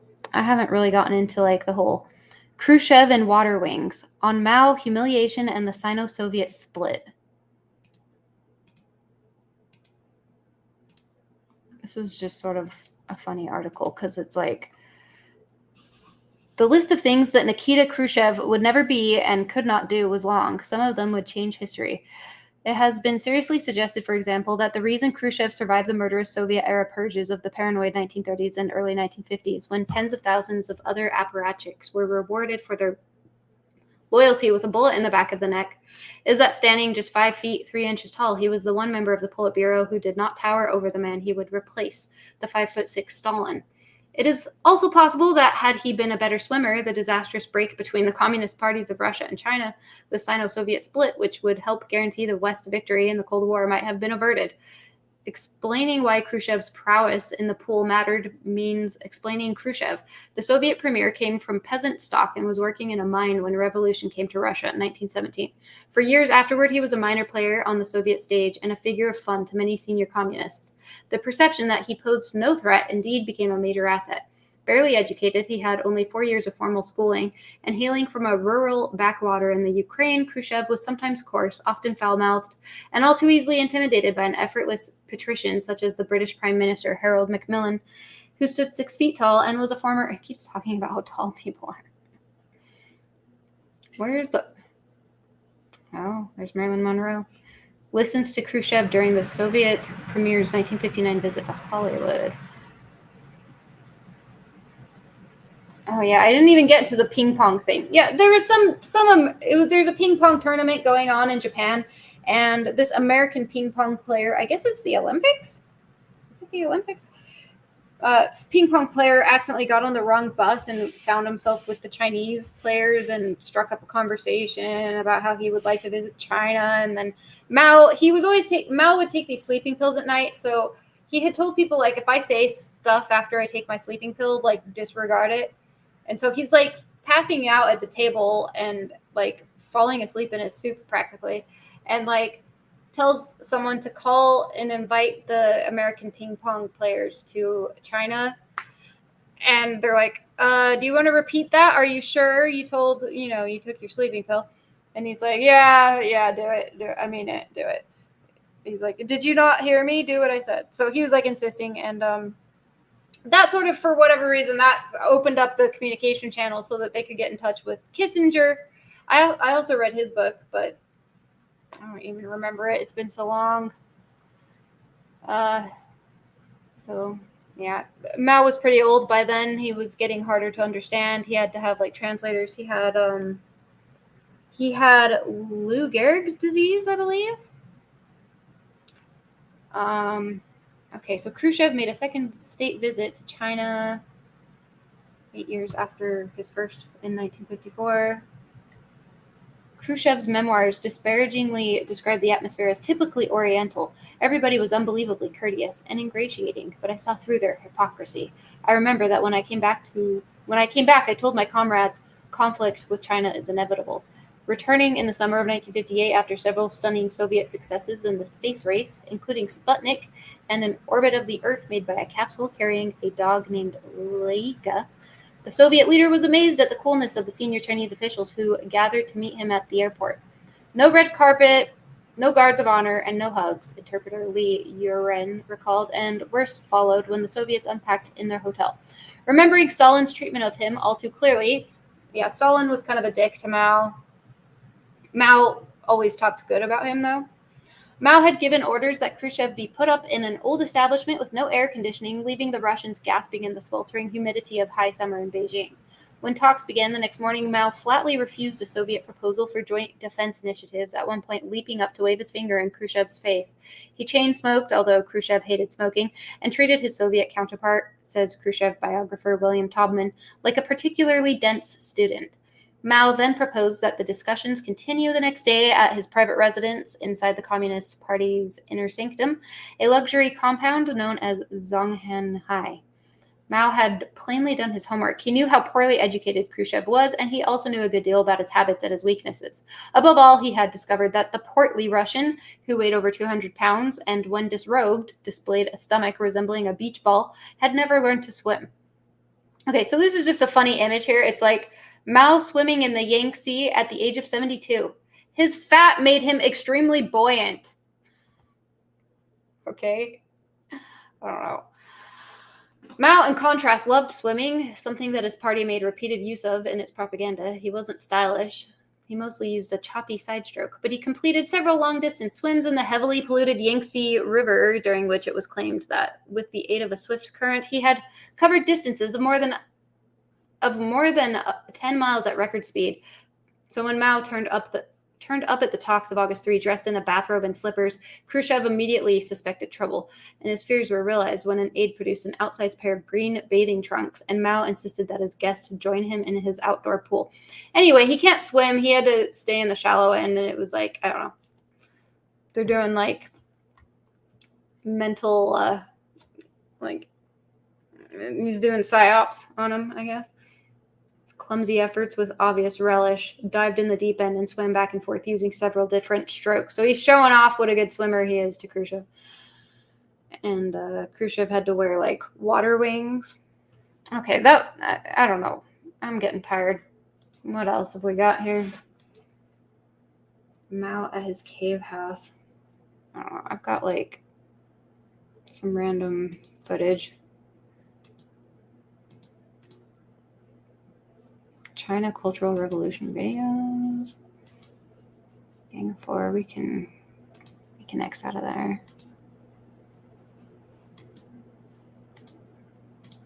I don't know. I wanted to get, like, a better understanding of China. I'm not sure if I really accomplished that. I mean, I definitely know more now than I did before, but I just I don't know. So this guy Deng took over after Mao, and he was, like, willing to walk back some of the anti-capitalism stuff. And they're just doing a lot better now. I should probably stop. That's probably enough. Yitzhak Shakur. That was the guy who wrote this article. The daughter of the founder of the brokerage firm Goldman Sachs left the comfort of her Park Avenue home to assist the Chinese. Just by the way. Probably X out of that. I don't know. I guess that's it. That's China. It wasn't very, I don't know. There's much more interesting things going on current era right now. So maybe I'll do this more often. I'll get back into the swing of things and try to, covered in fur, try to do more regular streams, because this is ridiculous. I took almost a year to do this. And when Soviet tanks crushed Hungary's bid for freedom. Okay. I got to focus on something more specific next time with this. All right. So, Mao at his cave house in Yan'an. Stock footage. Chairman Mao's historic swim, glorified in China but ridiculed by the rest of the world. Yeah, he would do this. He would get in the Yangtze when he was, like, about to launch some new big thing. Mao declares the People's Republic of China. Mao's Red Terror in China. Deng Xiaoping took over after Mao died. Okay, maybe we should look at that a little bit before we stop. I'm just trying to be thorough and probably overdoing it.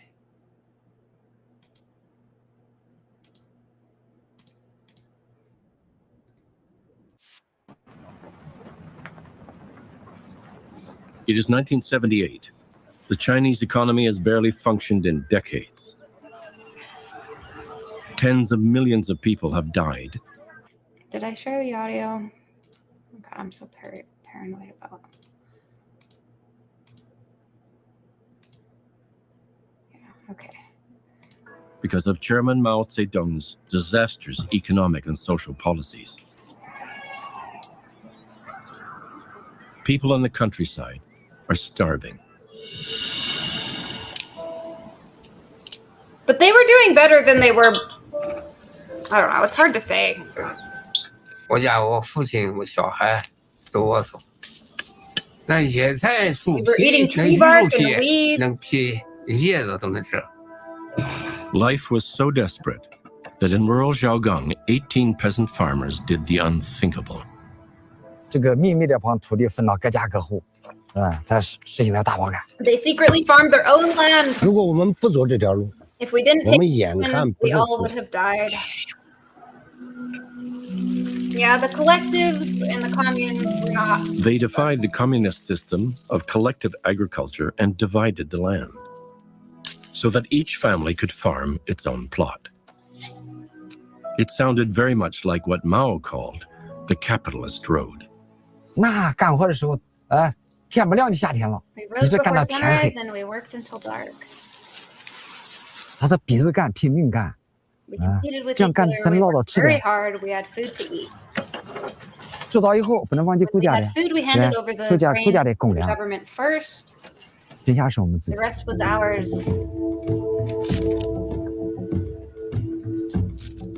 They actually signed a pact in blood, certain that if discovered, they would all be punished for their treachery. And their leader, Yan Junshang, could be executed. 能看到你们吃一顿饱饭，拉去杀头，我眼睛上就闭眼了。 They were discovered, but no one was sentenced to death. No one was even punished.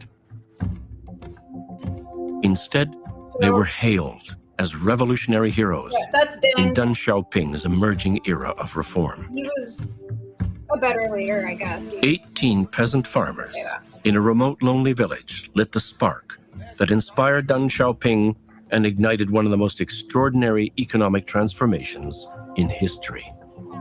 I don't know, maybe it was Deng and not Mao.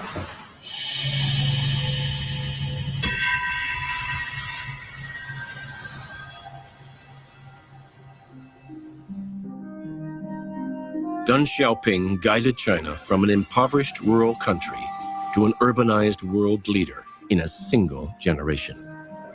By the time he stepped down as paramount leader in 1989 and retired from politics in 1992, he had led the country through unprecedented change. Maybe he's who we need to thank for this. This is the story of how he did it. How long is this? And it is the story of people whose lives have been 51 transformed minutes. by his open and reform policies. Okay, we can't watch that whole thing. Without Hukou, the only way her children could get an education was for their mother to pay higher tuition fees. 大包干，这种到户里调动我们 Yeah, you get the idea. Deng let them be a little more capitalist. So when he reached Isle on Gong Hangbing, Okay. Let's stop that. What else we got here? How China's Xi Jinping, the current leader, promotes mix of Marxism and traditional culture to further Communist Party and Chinese dream. Let's see what that's about.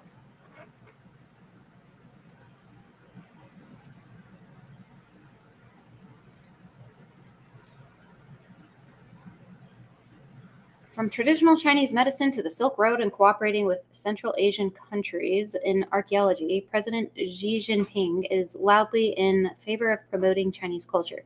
That drumbeat has grown louder recently with Xi's visits to the National Archives of Publications and Culture and the Chinese Academy of History, as well as the first National Forum on Building Up China's Cultural Strength in Shenzhen. So they have this thing in China called WeChat that is like, it's like WhatsApp. Kind of like, but it's like everyone uses it and it's totally spied on. So they probably kind of, there are things that the Western countries, including the United States, are doing that, you know, we should keep an eye on. Whitney Webb talks about this a lot. Like, it's almost like they're trying to do the same kind of stuff as far as surveillance and invasion of people's privacy and social credit scores and all that, like kind of trying to copy China, and that's not good. Palantir and all that. Maybe I'll do one on surveillance and that kind of thing. I don't know. I just got to do these more often, and I got to figure out a way to like organize better. I never have really gotten better at that. I'm just all over the place. Ancient Chinese form of football. I don't know. Some researcher with China's Ministry of Commerce said the culture strategy was not a short-term solution for social problems or external headwinds. They kind of allow religion a little bit now, but they don't really love it. It was a long-term answer as China was challenged by strong Western cultures. Increasing cultural confidence was a solution to improve cohesion inside and develop soft power amid cultural competition with the West. I don't know. What else we got? Mao Selected Works, Volume 8, Dialectical Materialism. And this documentary on North Korea. I don't know. I got to stop. This is it. There's a Medium article where some guy kind of does some apologetics for Mao. He's like, Was Mao Zedong an even worse mass murderer than Adolf Hitler? Most commonly held beliefs, well, yes, I'll just, yes. Held beliefs about Mao Zedong, chairman of the Communist Party of China and founder of the People's Republic of China, are either vastly exaggerated, omitting major facts, or entirely fake. Mao is respected globally as a great leader who liberated the Chinese people and aided Vietnam, Laos, and North Korea in their own victories against colonial oppression. He produced an enormous body of literature that has guided revolutionary socialists throughout the global South.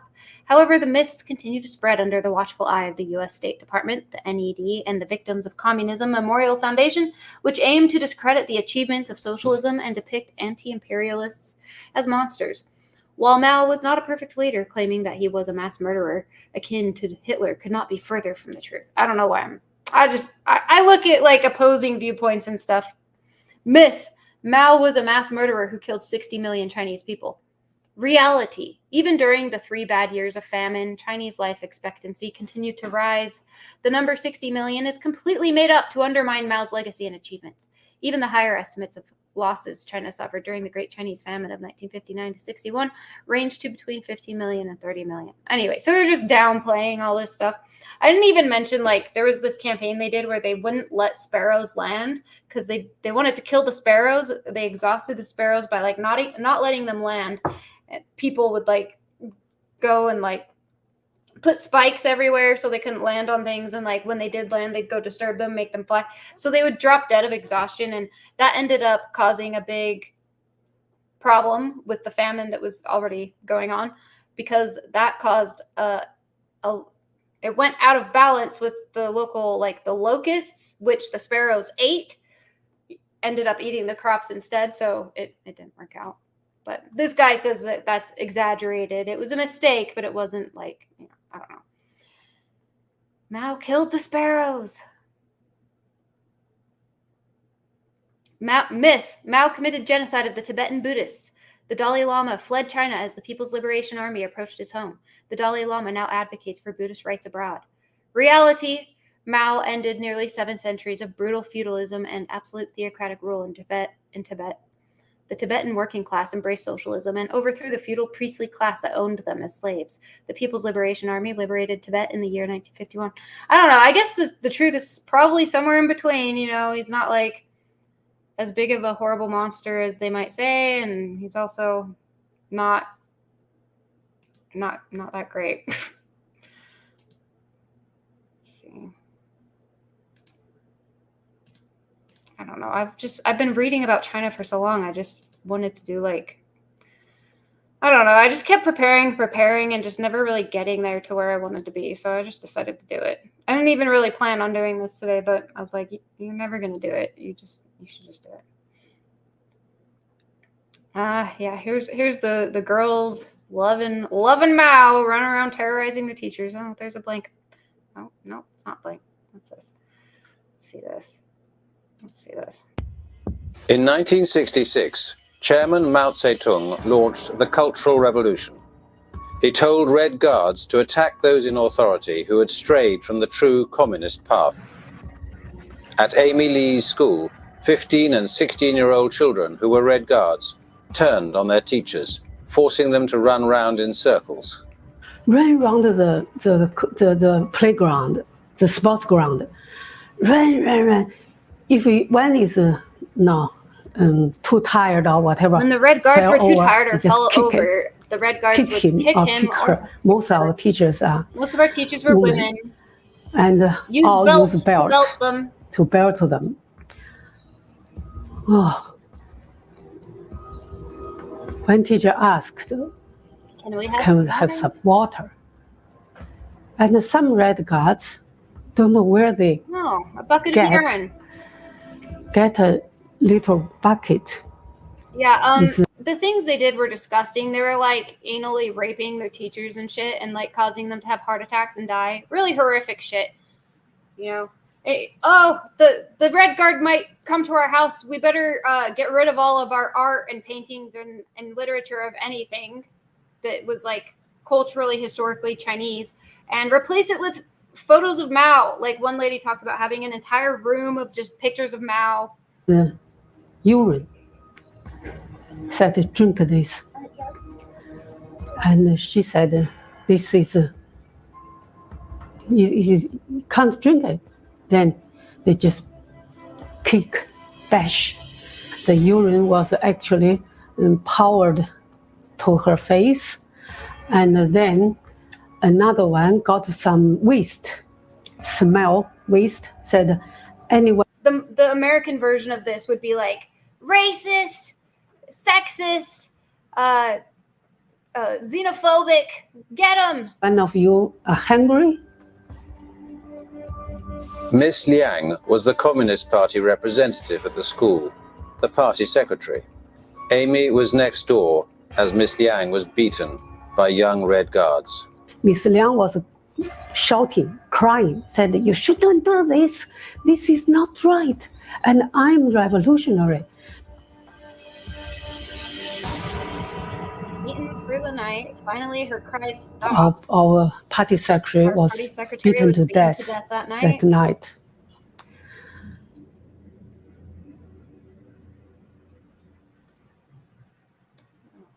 Museum of Communist Terror. I don't know.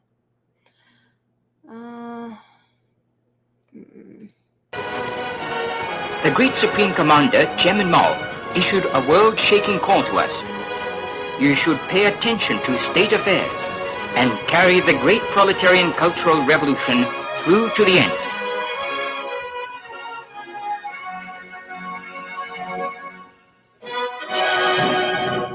With the Red Guards, revolutionary young people as path breakers, the workers, peasants and soldiers are marching forward courageously. The red torrents of the great proletarian cultural revolution are sweeping the country and shaking the whole world. Chairman Mao says, Marxism consists of thousands of truths, but they all boil down to one phrase. It's right to rebel. It's right to rebel. The proletarian revolutionary rebels hold high the great red banner of Mao Zedong's thought. Through big character posters and great debates, they argue things out, expose, criticize, and repudiate thoroughly, and launch fierce attacks on all kinds of representatives of the bourgeoisie, sweeping away all such monsters. The heroic young Red Guard fighters go out on the streets. That is, the old ideas, old culture, old customs, and old habits left over by the old society, which spread feudal poison and symbolized imperialist aggression. Okay, I gotta mention that Mao has a lot of funny quotes that are like very, what's it called when you're talking about poop and farts? Like, he's like, my farts are socialist farts. They have to be fragrant. Like, there's just, I don't know. He has a lot of like poop and fart related quotes. Mao poop and fart quotes. If you have to shit, shit. If you have to fart, fart. You will feel much better for it. Wow. Genius.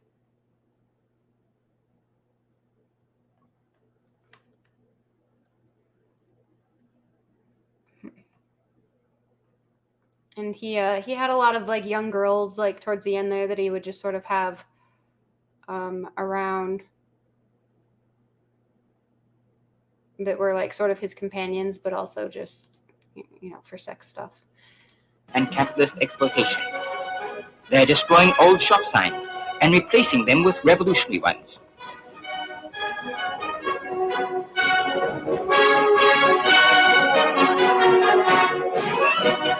The scum and dregs, such as street claims insulting the Chinese people left by imperialism and revisionism, must be completely destroyed. Let Mao Zedong's thought occupy all positions. They are putting up quotations from Chairman Mao Zedong. The Chinese people will go all out to establish the new ideas, new culture, new customs, and new habits of the proletariat. The great proletarian cultural revolution has pushed the mass movement of creative study and application of Chairman Mao's works to a new stage. In our great motherland, a new era is emerging, in which workers, peasants, and soldiers are grasping Marxism-Leninism, Mao Zedong's thought. The great proletarian cultural revolution has promoted the revolutionization of people's thinking. Okay, so it's like some propaganda video there. This is a kid talking about he denounced his own mother. I don't know. I just wanted to really show like what went on during the Cultural Revolution and how sad it was, really.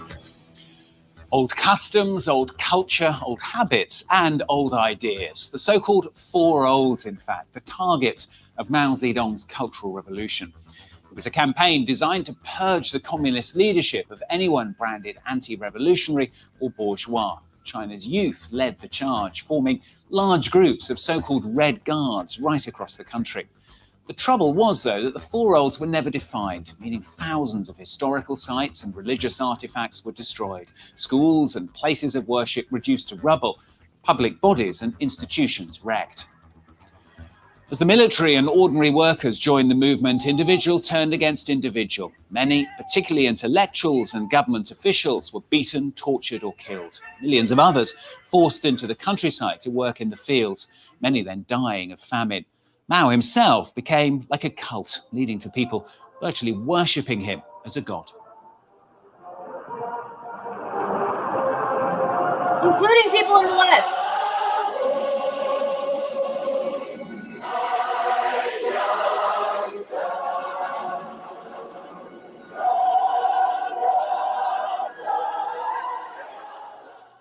The revolution only came to an end with Mao's death in 1976, but it took another 5 years before the Communist Party finally admitted the revolution caused the most serious setback and loss for the party, the country, and the people since the founding of China.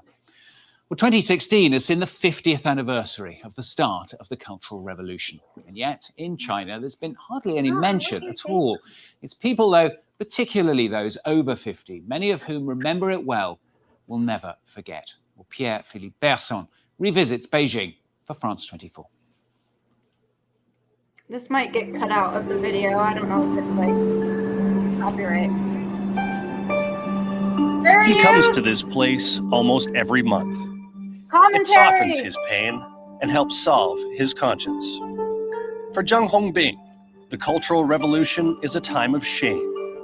40 years after it ended, the memories still tear him apart. Mother, it's me. I've come here once again.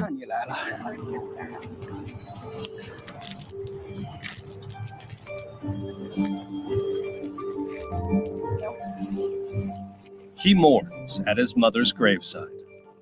Every time he's here, he follows the same ritual. Mother, your son, full of shame, is bowing here for your respect.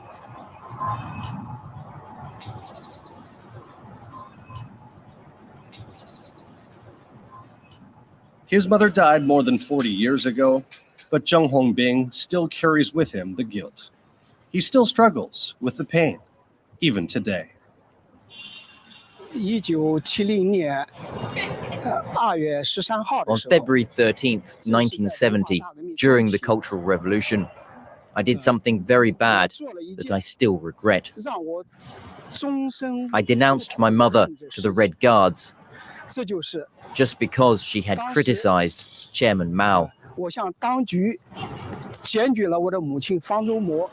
She was immediately arrested, sentenced to death, and executed in this park, which back then was just an open space. I considered my mother an anti-revolutionary capitalist. I wanted to protect my father and the rest of the family from her. That's why I denounced her. She criticized Chairman Mao by saying that he had not written the Little Red Book. I know I should never have denounced her. I deeply regret it. During the Cultural Revolution, China was gripped by a horrific form of political terror, all in the name of Maoism. Whoever dared criticize Chairman Mao was ultimately arrested and put through various forms of torture. Brainwashed teenagers were convinced they needed to eradicate bourgeois elements from society. Zheng Hongbing was one of them. Propaganda turned young teenagers into fanatics, bent on seeking out counter-revolutionaries. Once accused, they were put on trial in public. Before being executed, my mother was led here. The Communist Party organized a huge public trial. 10,000 people were gathered here. My mother was on a platform right here, just in front of this building. I attended the trial. I wanted to show I was a genuine proletarian fighter, a true Red Guard. Okay, you get the idea. Age 16 and perverted.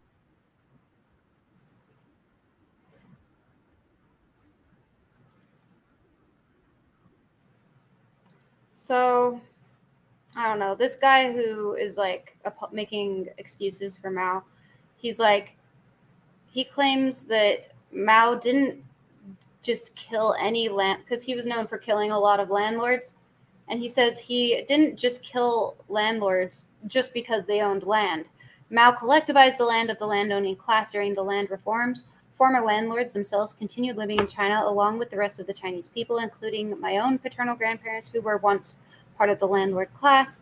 The claim that Mao killed the landlords actually refers to the feudal warlords, or who were responsible for committing war crimes during China's warlord era, genocide, collaboration with the Japanese Empire, or murdering civilians at the command of the KMT. These executions were more similar to the Nuremberg trials if they had actually punished the Nazis responsible for the Holocaust, rather than a few scapegoats.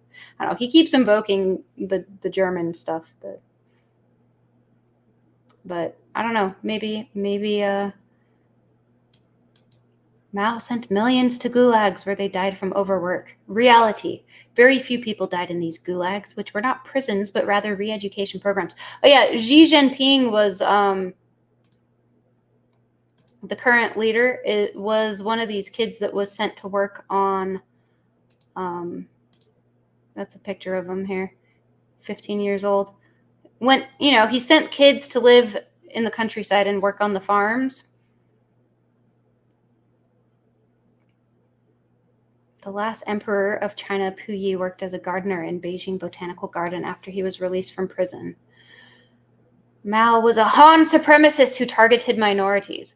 Reality, Mao crushed the bigotry of Han chauvinists in order to unite the diverse people of China against capitalist and imperialist oppression. Yeah, apparently the Han are like lighter skinned, and like there's this kind of a racial thing between them and non-Hans. The problems and dangers of Han chauvinism. But I don't know. They might actually get, I don't know. They're very secretive. It's hard to get a lot of information about China. So I don't know. It was interesting. I learned a lot. I need to stop.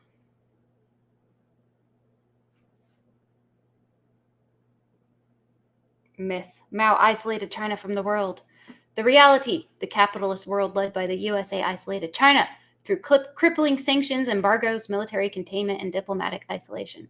Mao heavily aided the liberation and socialist construction of North Korea, Vietnam, Laos, and Cuba. He continues to inspire revolutionary socialism around the world today, from Palestine to the Philippines, from India to Peru.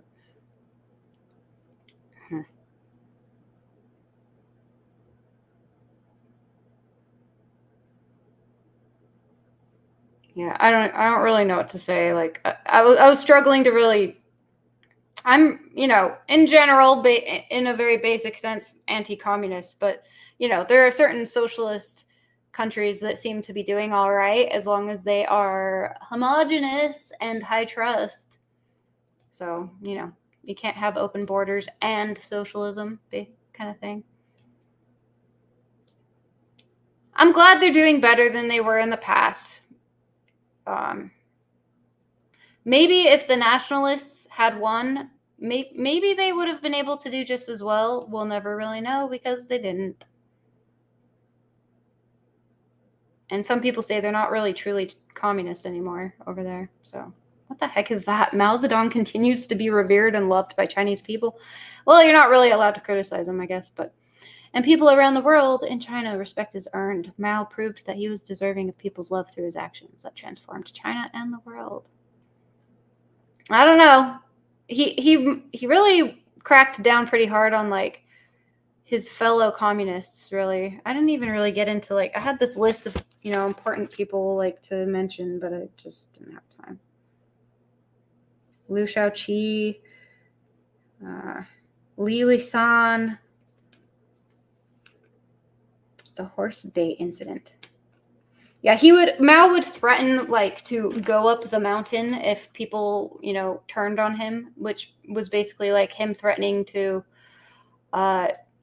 start a new revolution if he felt like his power was threatened, and like he would accuse his fellow communists of like turning into capitalists.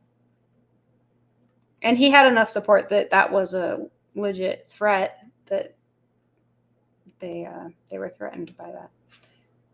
So they had to do what he said, and they were scared to not.